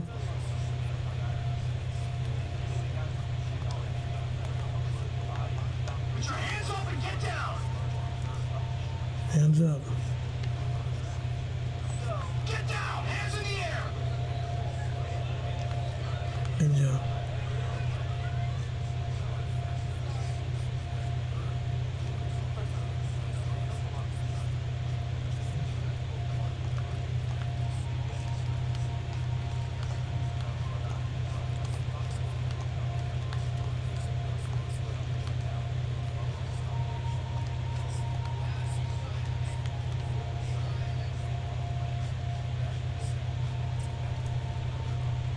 Alright.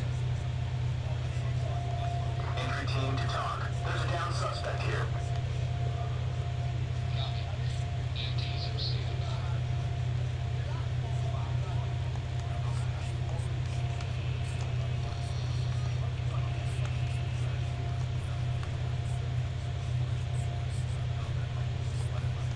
Put your hands up and get down! Put your hands up and get down!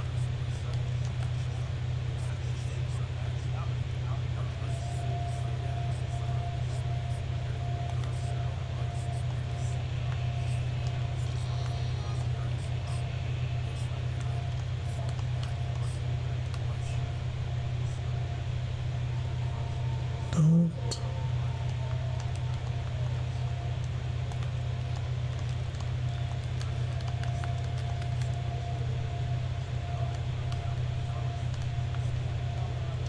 No.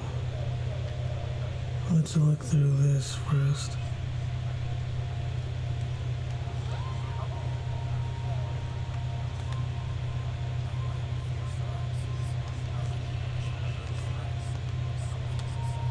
Okay. Ooh, this is like pretty good. I'm gonna be surprised if I can though. Doc, this is entry team. I have an injured civilian ready to evacuate. Civilian? I think he's dead, bro.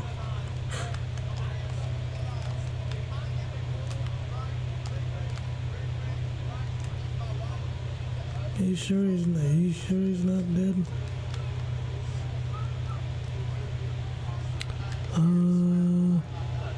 Secure the civilians?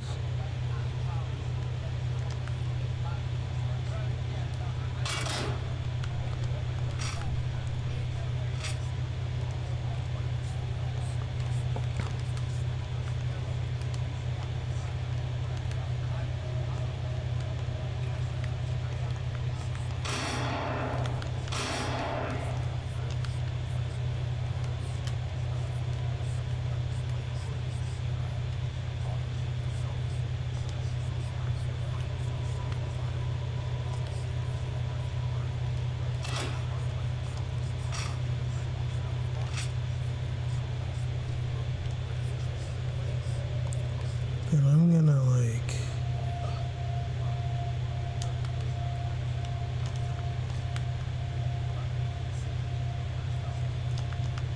how do you not get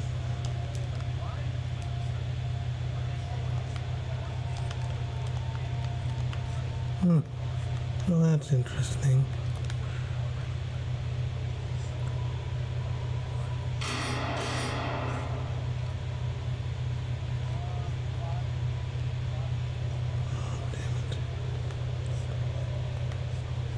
How do I?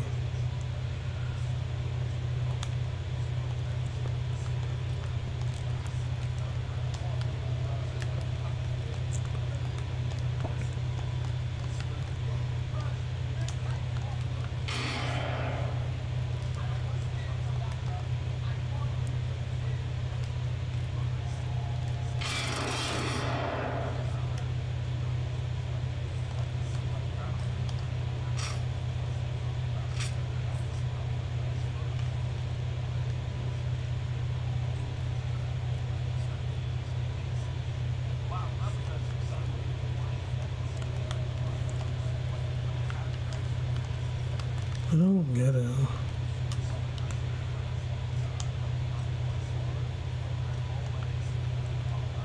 Uh, do I use my, like, grenade?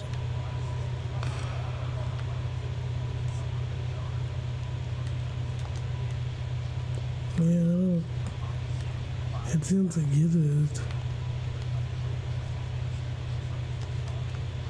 Okay.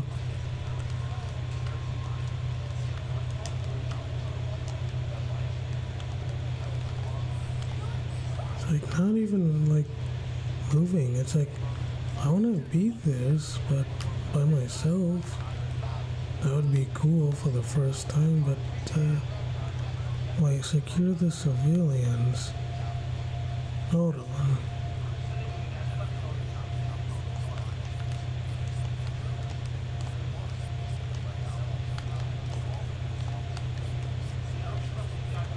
Okay.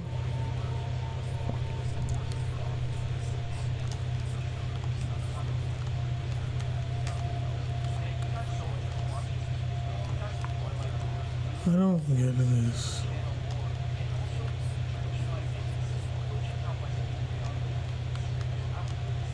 Why can't I?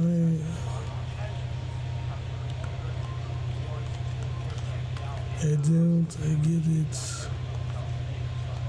I don't get it.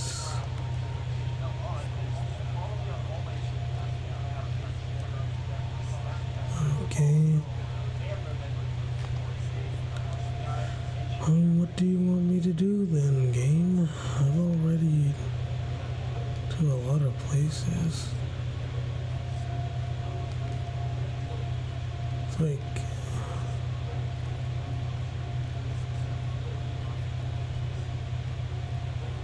is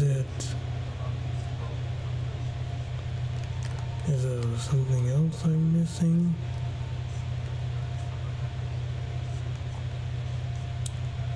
Maybe they just won't let you. Like maybe it's like, well, you tried everything, but you need a full, healthy leg. Otherwise, yeah, can't do anything. It's like, I don't know. It's a fun game, and I was doing very well for this co-op SWAT game where you're supposed to have more than like one person, but I don't know, maybe I can't.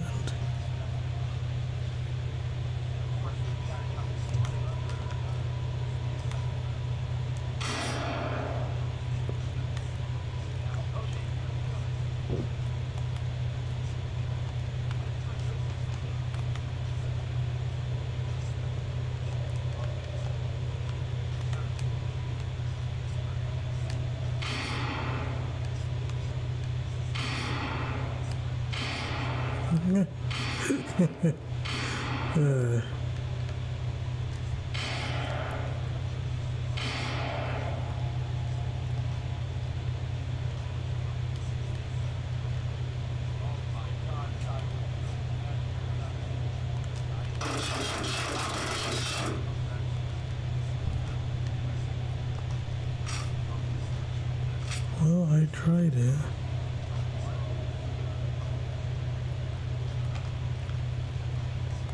Can you not seriously hold on?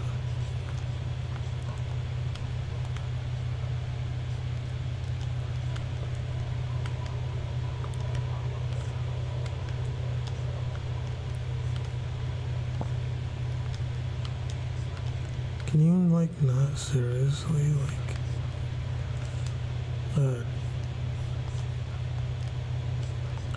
can you not seriously go through it?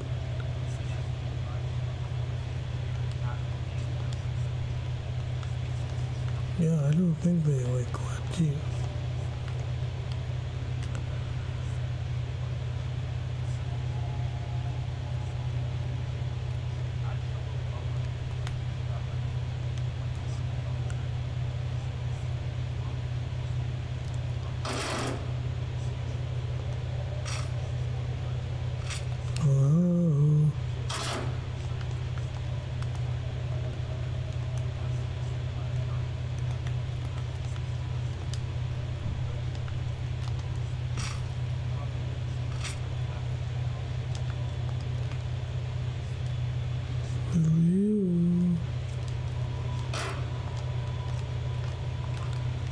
don't get it. Dude, I like... Well, at least kill me. Can I, like, not? Did I actually kill the guy? Did I actually kill him? If I actually, like, killed him without being able to do, like, without, doing, like, anything else,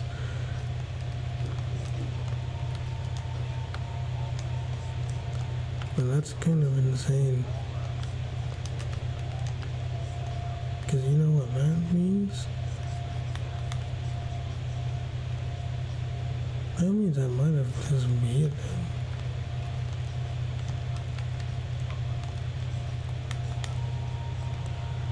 Kinda knew what that means.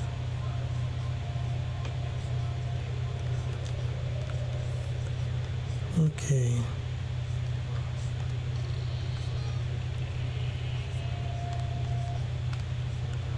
Okay, so it's like go through the side. You can go down here through the garage.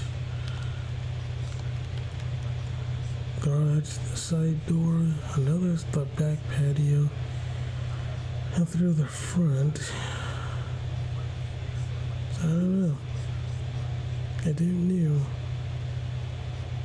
Maybe I'm supposed to go back to the squad car thing.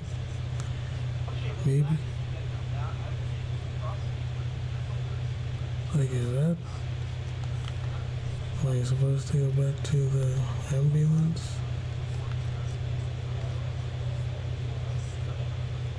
It's like, I'm having a fun time with the game, but kinda wish I could,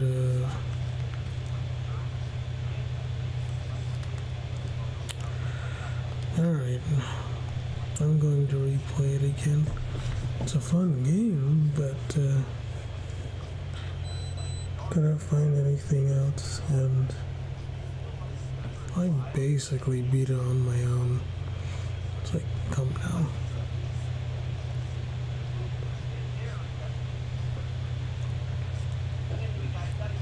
Medium.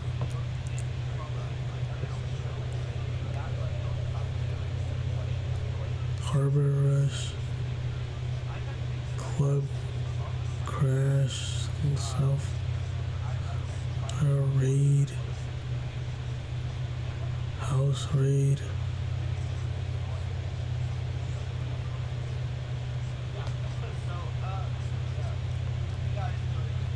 Well, House Raid is like better than like.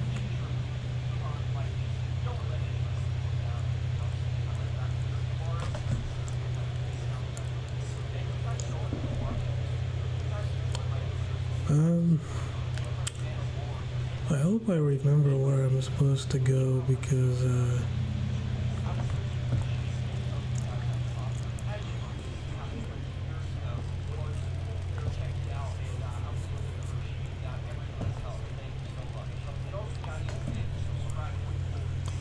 alright, well, let's try this again. This time I actually have a team. I have a team.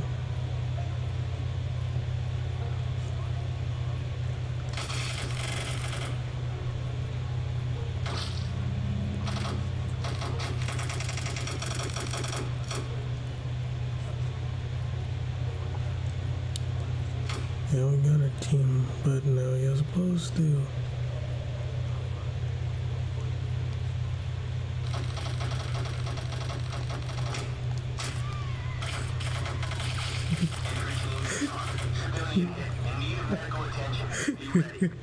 That was funny. On the ground now! On the ground now! Alright.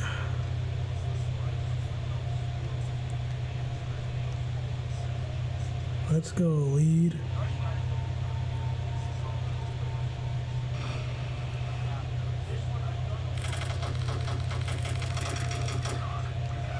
Civilian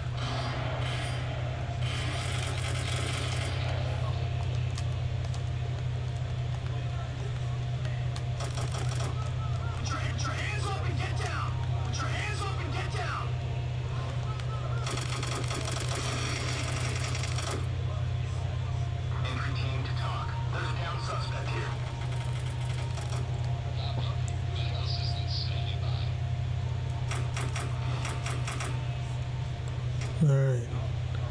This... it was this thing. This, I couldn't get through to this, so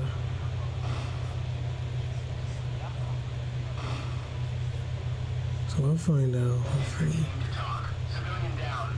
But breathing. Ready for evac.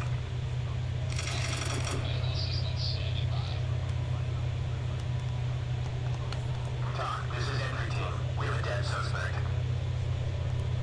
Okay.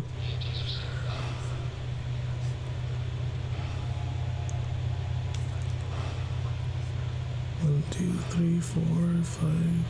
It's like 5 of us down. Well, the bad guys have no chance.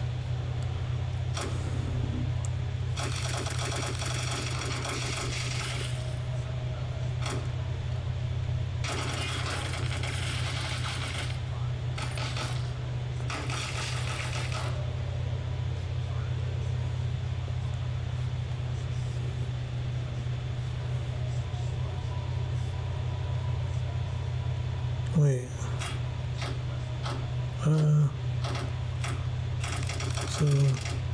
So that's all that was down there? Okay. Wait, how do we get the files then? Because there's something right there. Okay. Okay.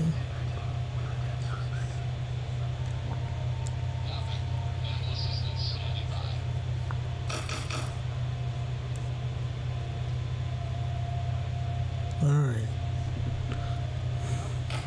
Dude, this game's pretty awesome.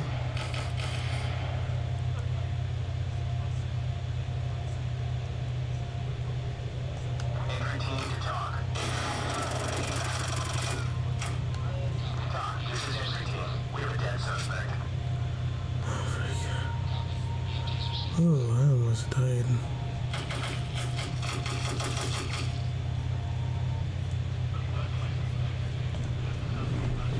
Hey, we got all of them.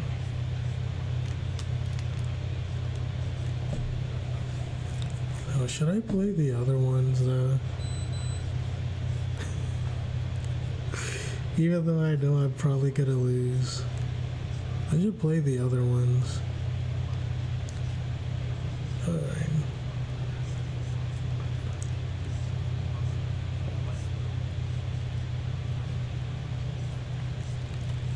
Operation Apartment Assault.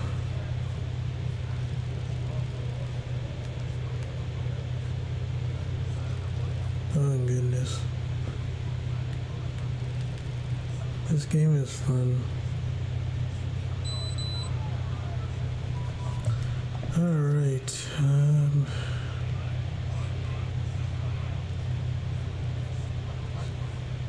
Okay, so where are we?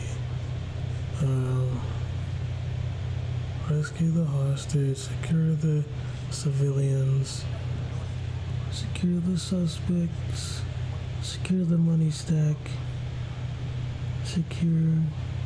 Okay, so we were. Entry team to talk. There's a down suspect here. Talk. This is entry team. Injured civilian ready for evac.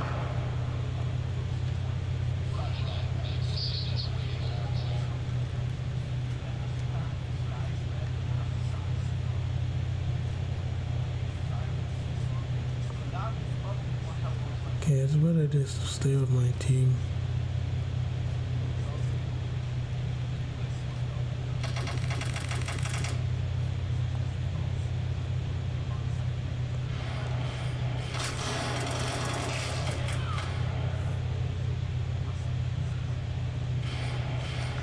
Talk. This is entry team. We have a dead suspect.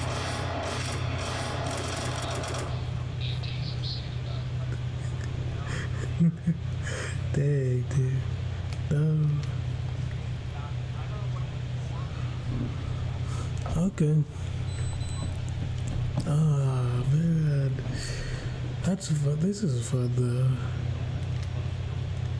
What game is this? Oh, body cam.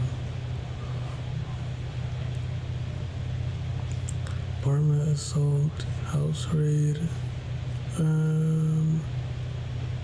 I'm gonna go to the harder ones. It's like I don't care. I'll just do all of them right now. It's like I don't need him.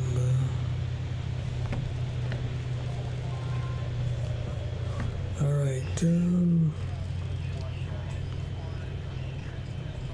roadblocks, body cam.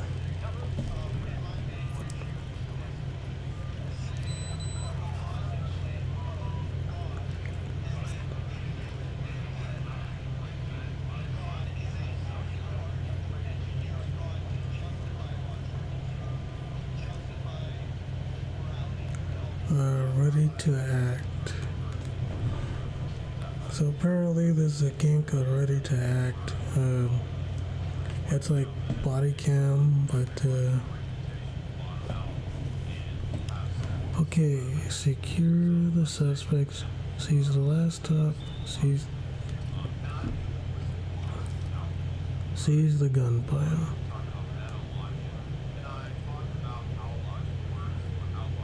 Okay.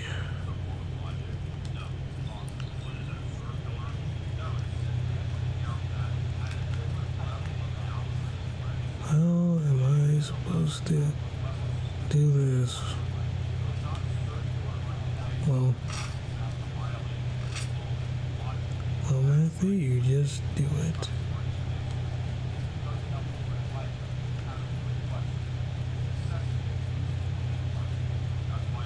So,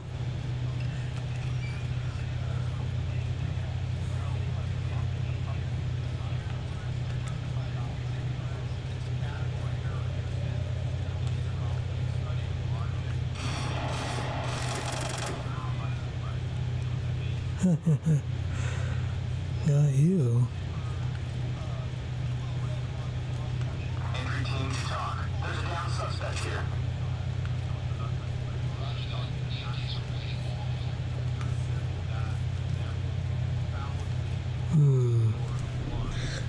What's it called?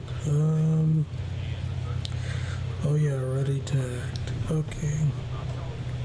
Ready to Act is apparently the bed of the body cam.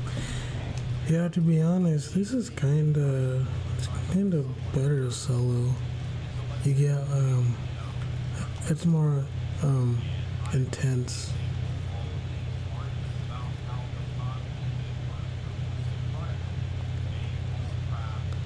See, I was going to beat the home one by myself, but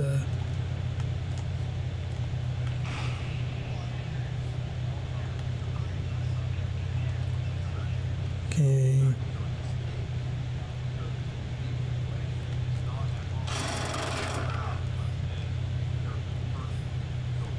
Entry team to talk. There's a down suspect here.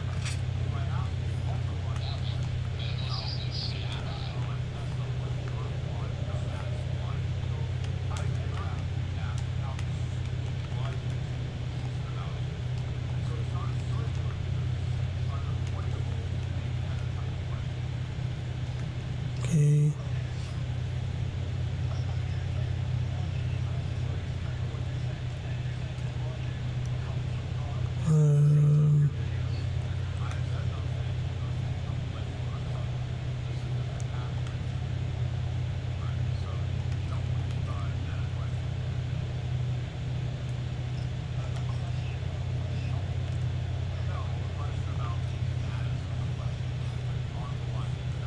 Is anybody?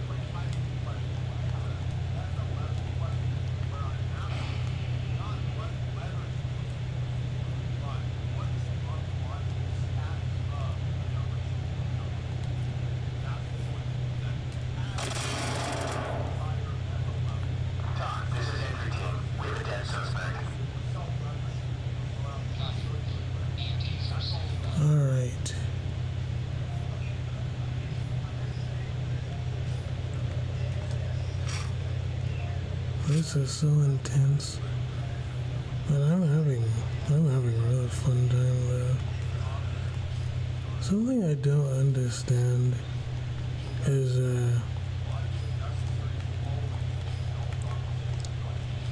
so why can't I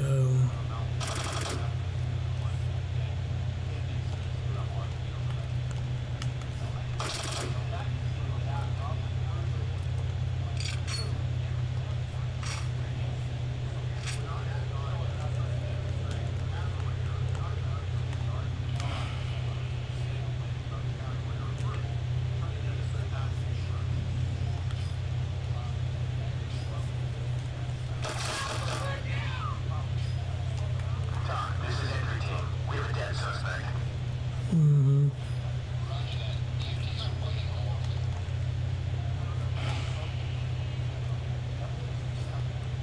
I really like this level.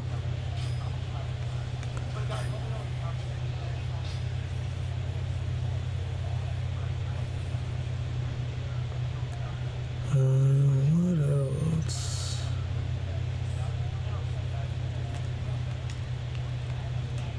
I throw.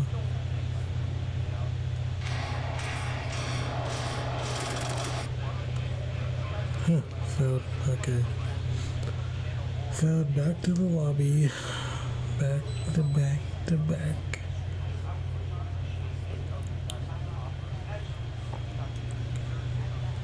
I'm having a lot of fun. Let's see, comedy takedown. Alright, let's play Club Crash. I always want to play the rest of these first. Okay, ready to act.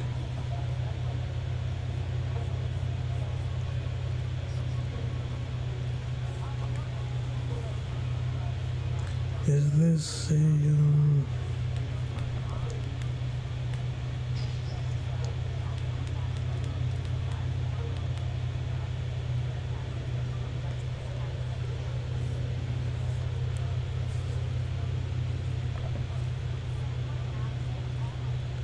Ready to act looks kind of fun.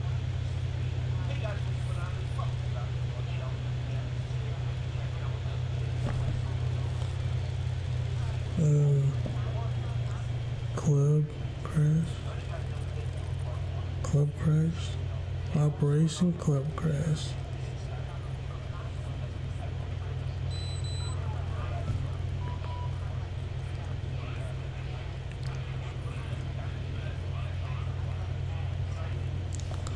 Alright. I really can't find anything.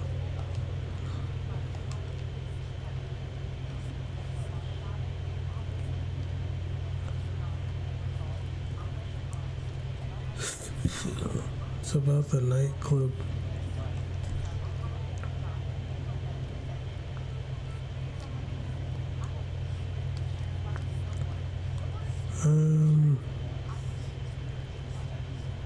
About the neon nightclub shooting?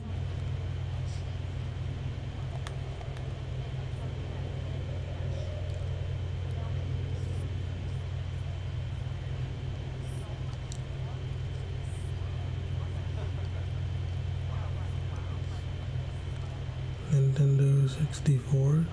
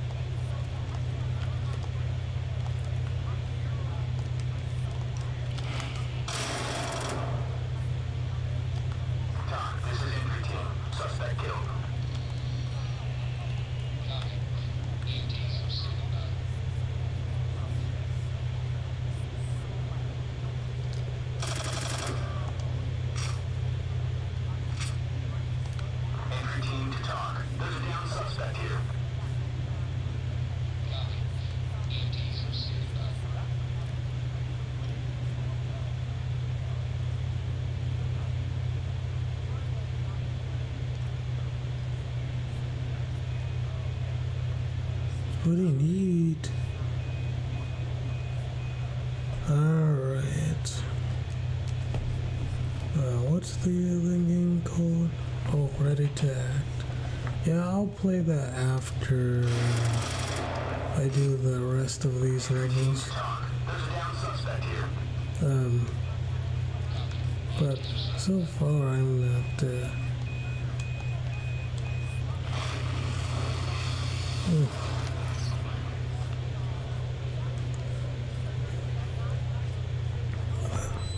oh, that was fast. Listen to me and get on your knees. Okay,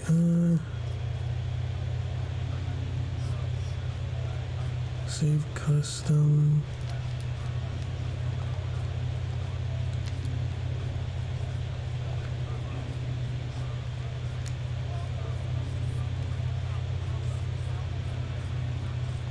I'll do the extreme one after.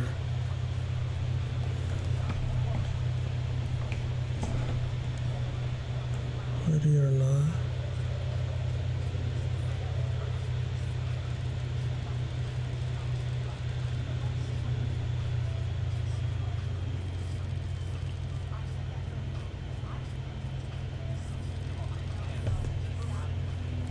High risk hostage rescue.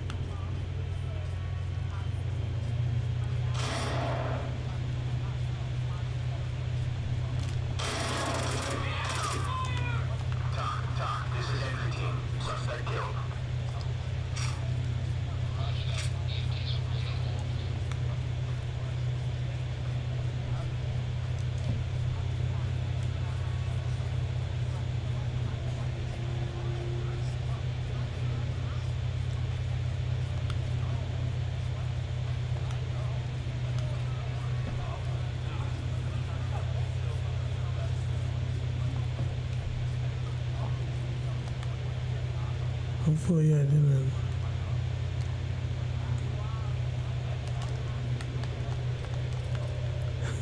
Did I just barricade myself in there?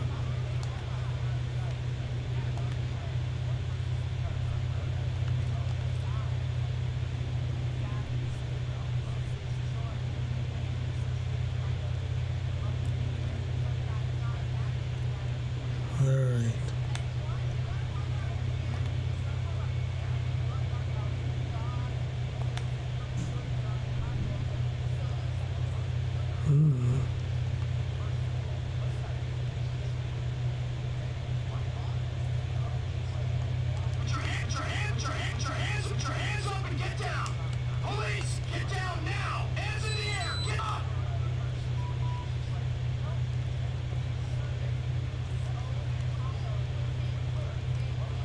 Alright.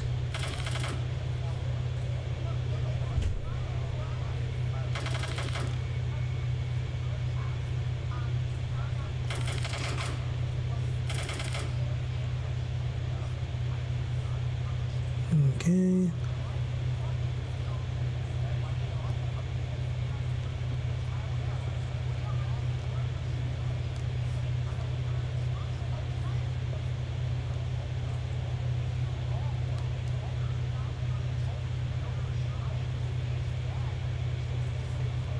I've never seen a place like this before. Pretty cozy place. Alright, let's go to the other side.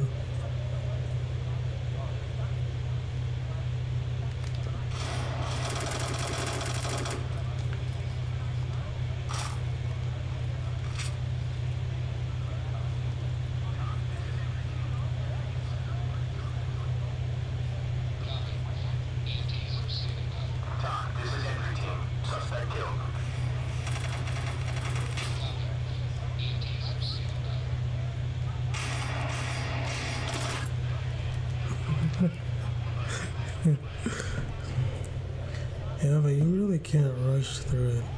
Well, maybe you can if you just memorize it, but I haven't. Okay,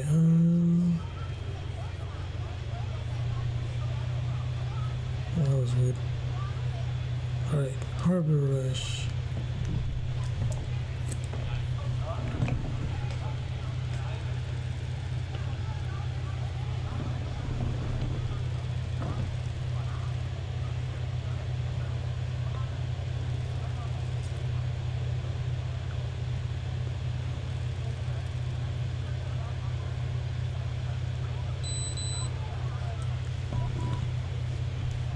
Oh wow.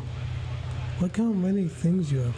You have to secure the suspects, secure the heavy suspects, secure the civilians, secure the cargo truck, shut down communications, locate and disarm traps, locate and extract the hostages.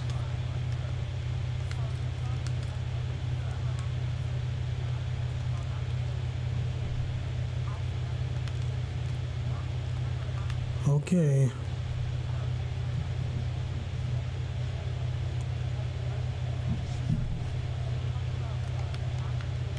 Get down! Hands in the air!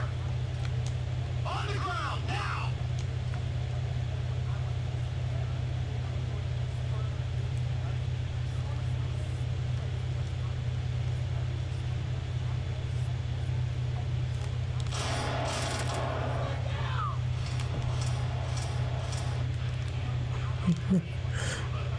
Oh shit.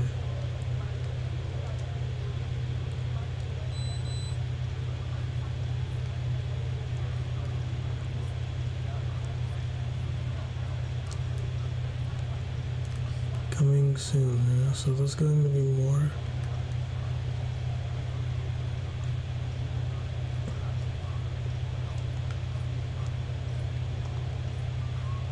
So what's this? Customize character. So we can actually change our loadout sometime. That's cool.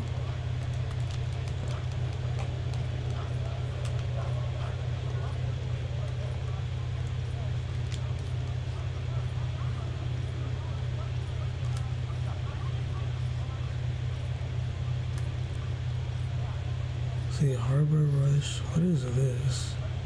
OP Breacher. Club Crash.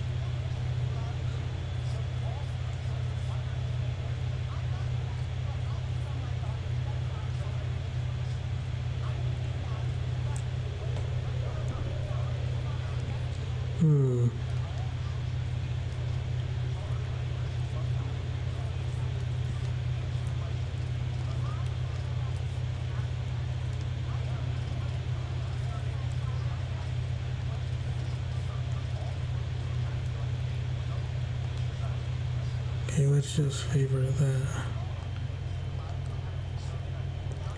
Body cam really is fun. So let's see. Okay, it's got ready to act. Ready to act.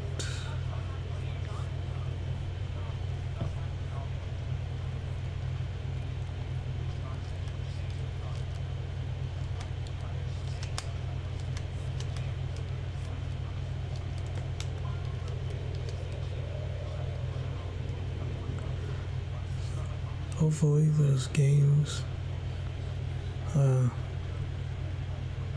emergency.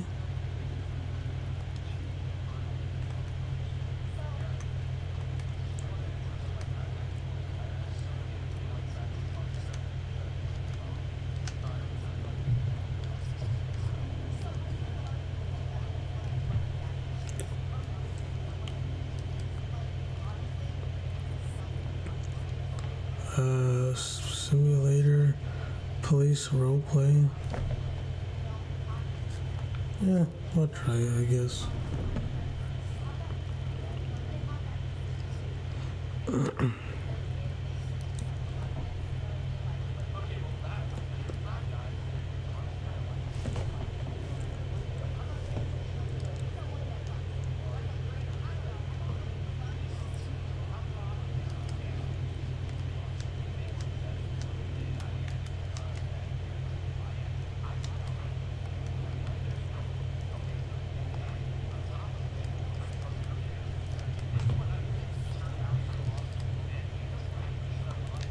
Um,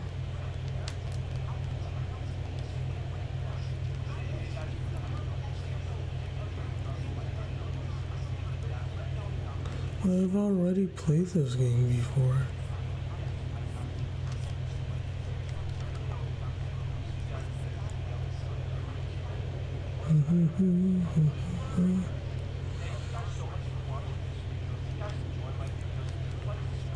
Psych, hypercam.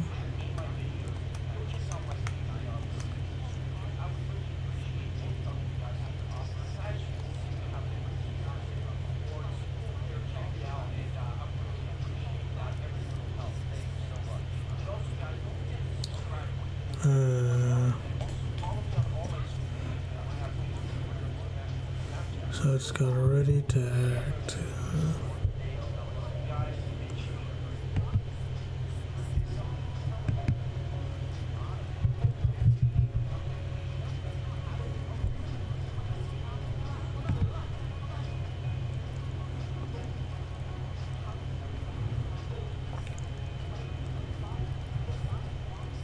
Um,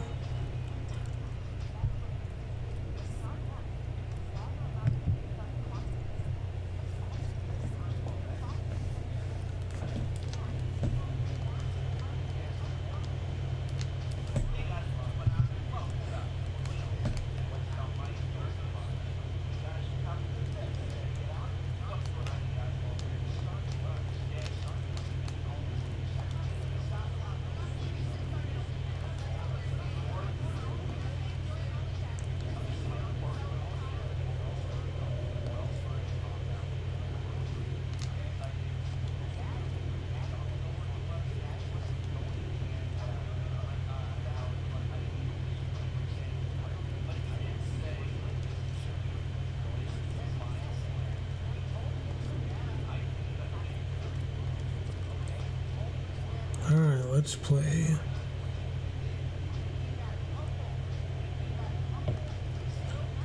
Alright.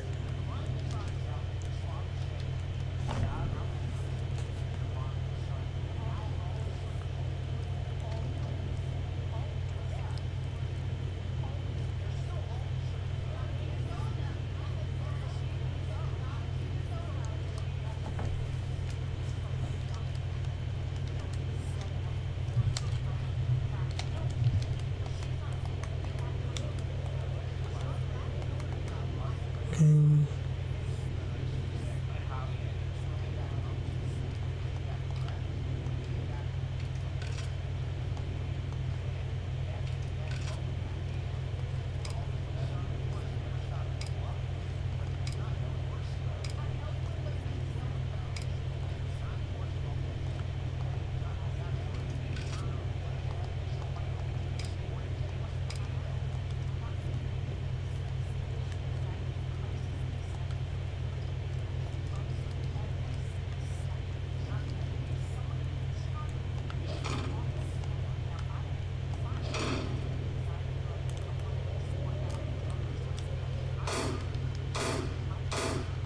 Listen to me. Get on your knees now.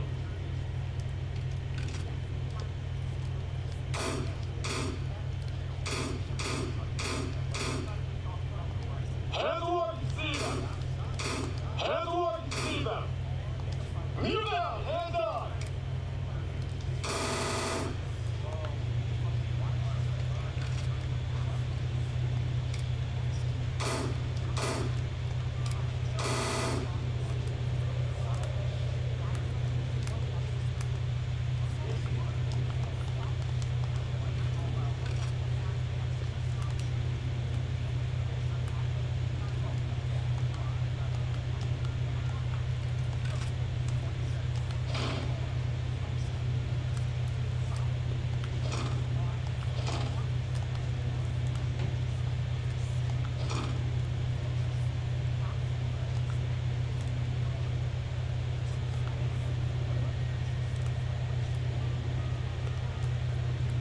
This game's pretty cool. Kneel down. Hands up.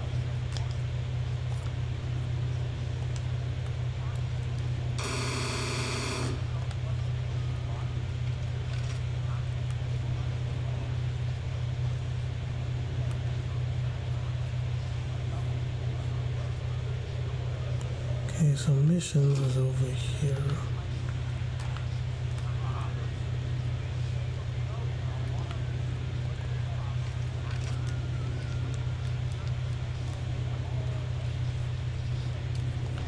So missions are...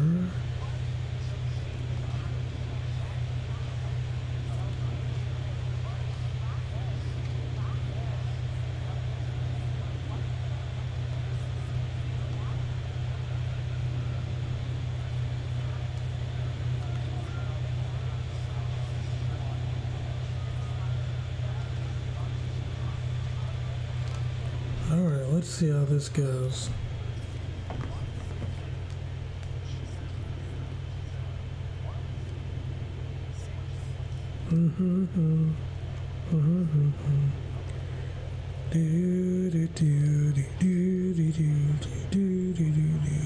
Okay. Let's see how this is going to go.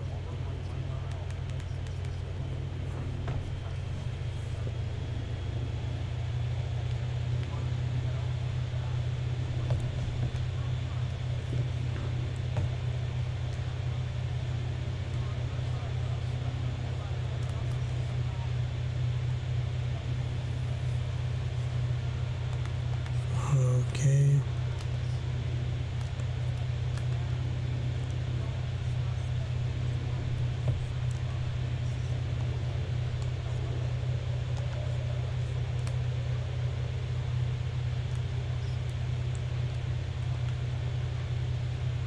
Can I not go anywhere?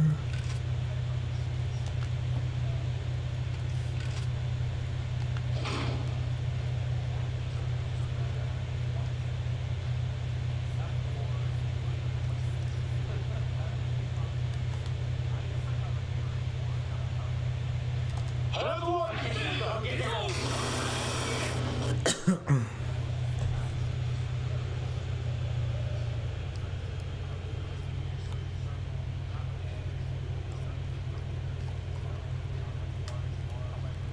Tip, the faster you go, the faster you die.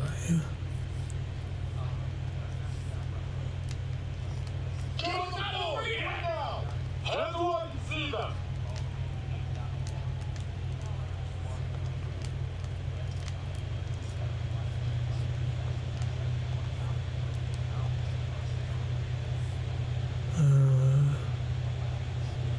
Let's return to the HQ.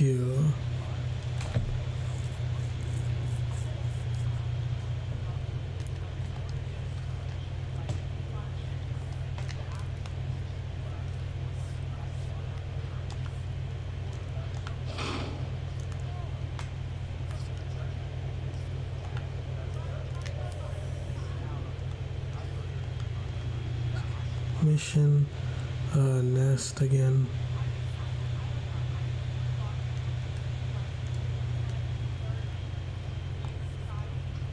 Oh, I'm getting more players.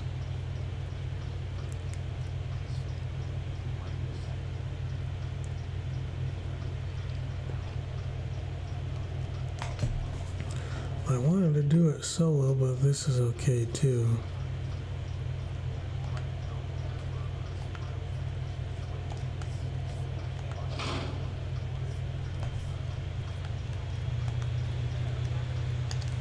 You got me, all right?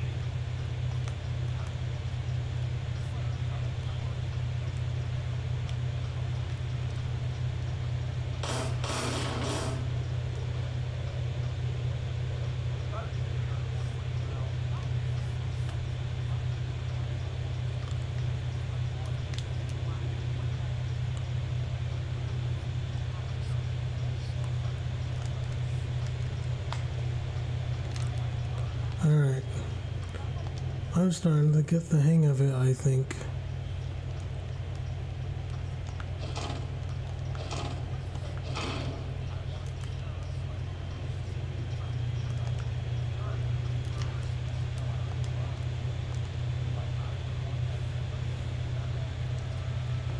Yeah, they weren't kidding.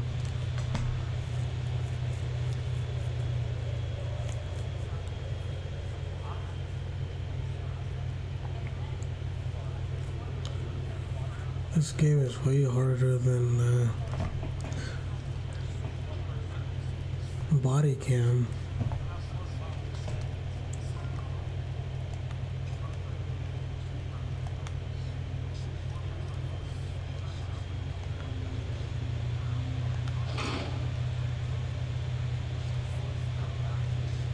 Kneel down, hands up.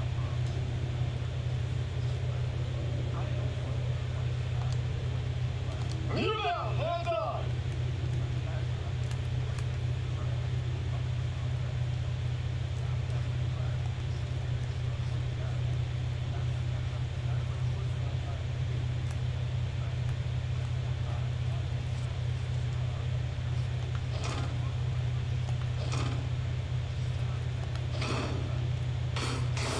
I'm down. Just don't shoot me. Whoops.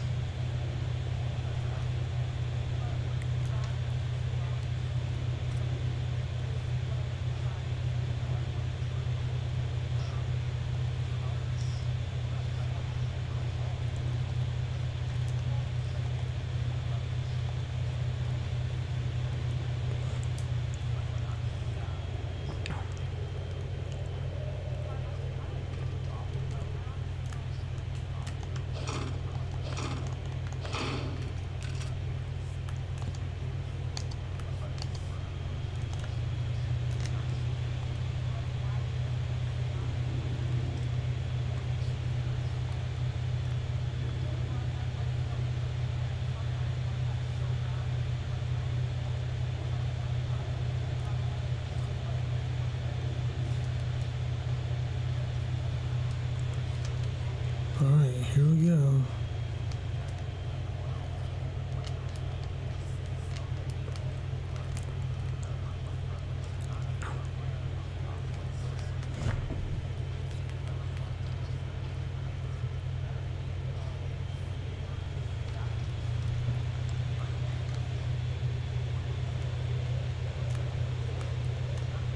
Hands where you see them.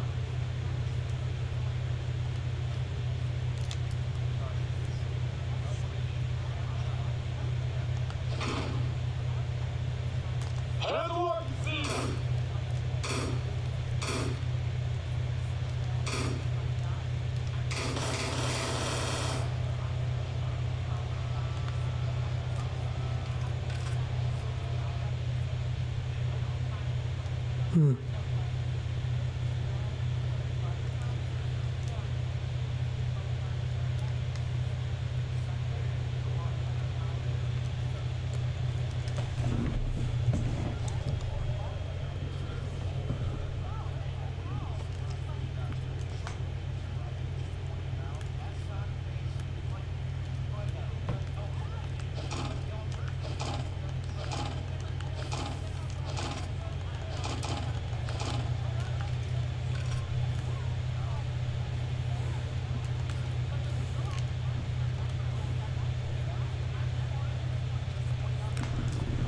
Alright.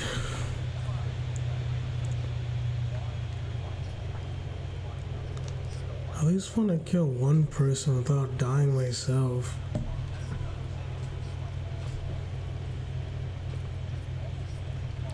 I'll be satisfied.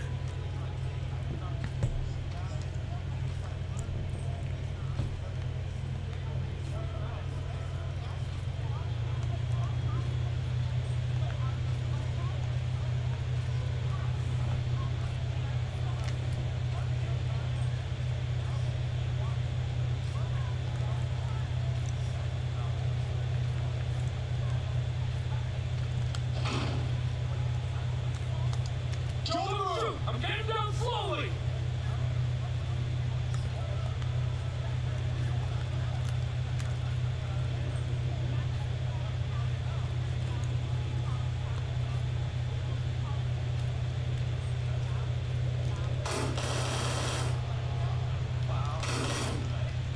Dang it.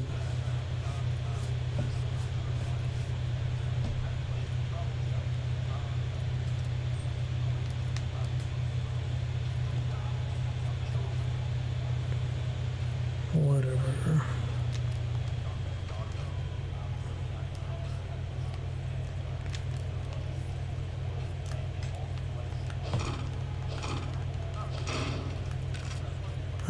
let's try the range.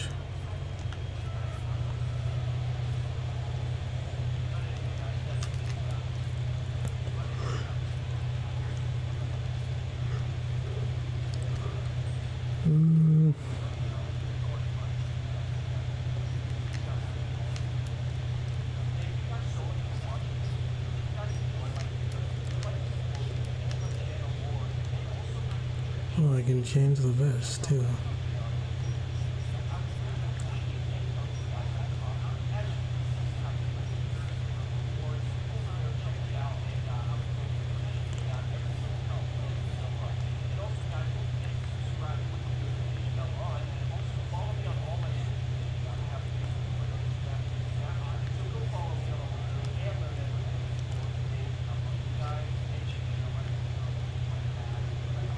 I kind of want the shotgun.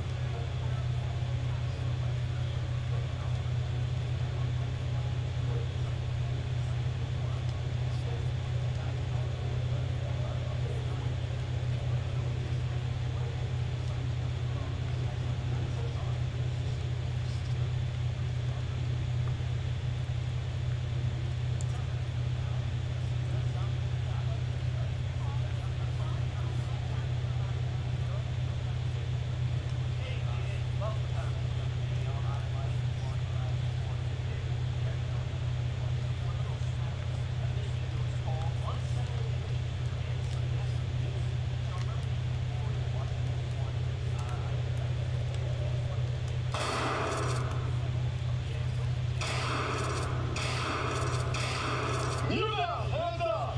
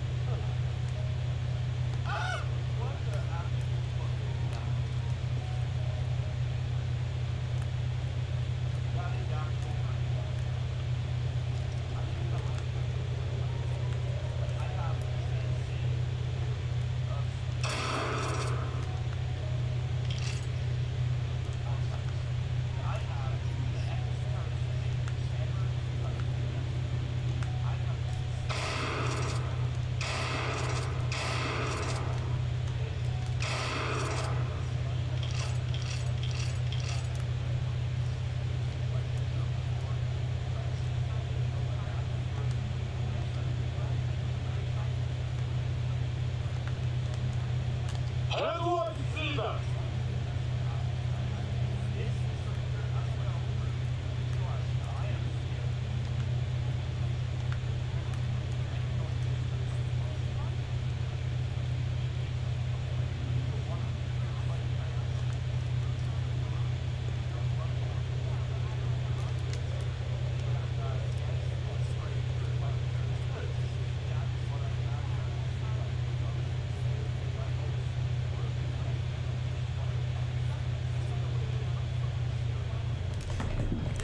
Alright, let's see if I can do something this time.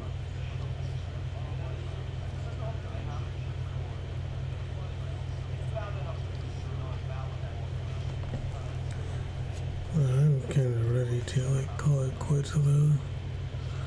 It's fun, but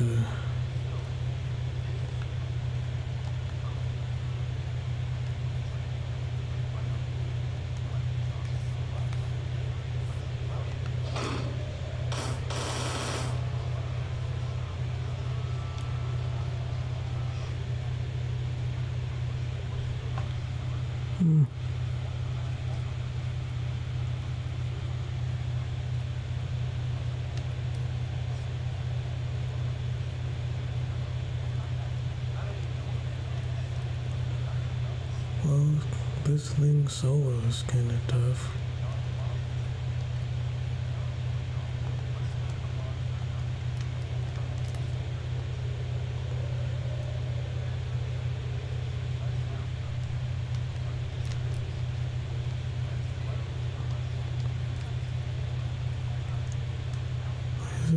so hard.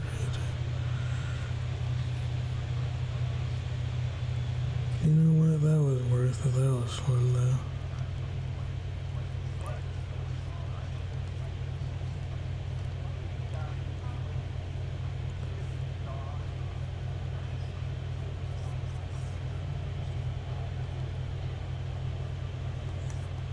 Payday.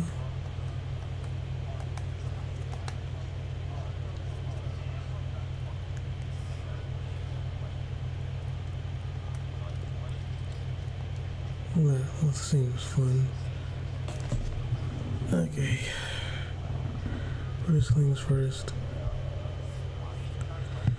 Just let me look up something.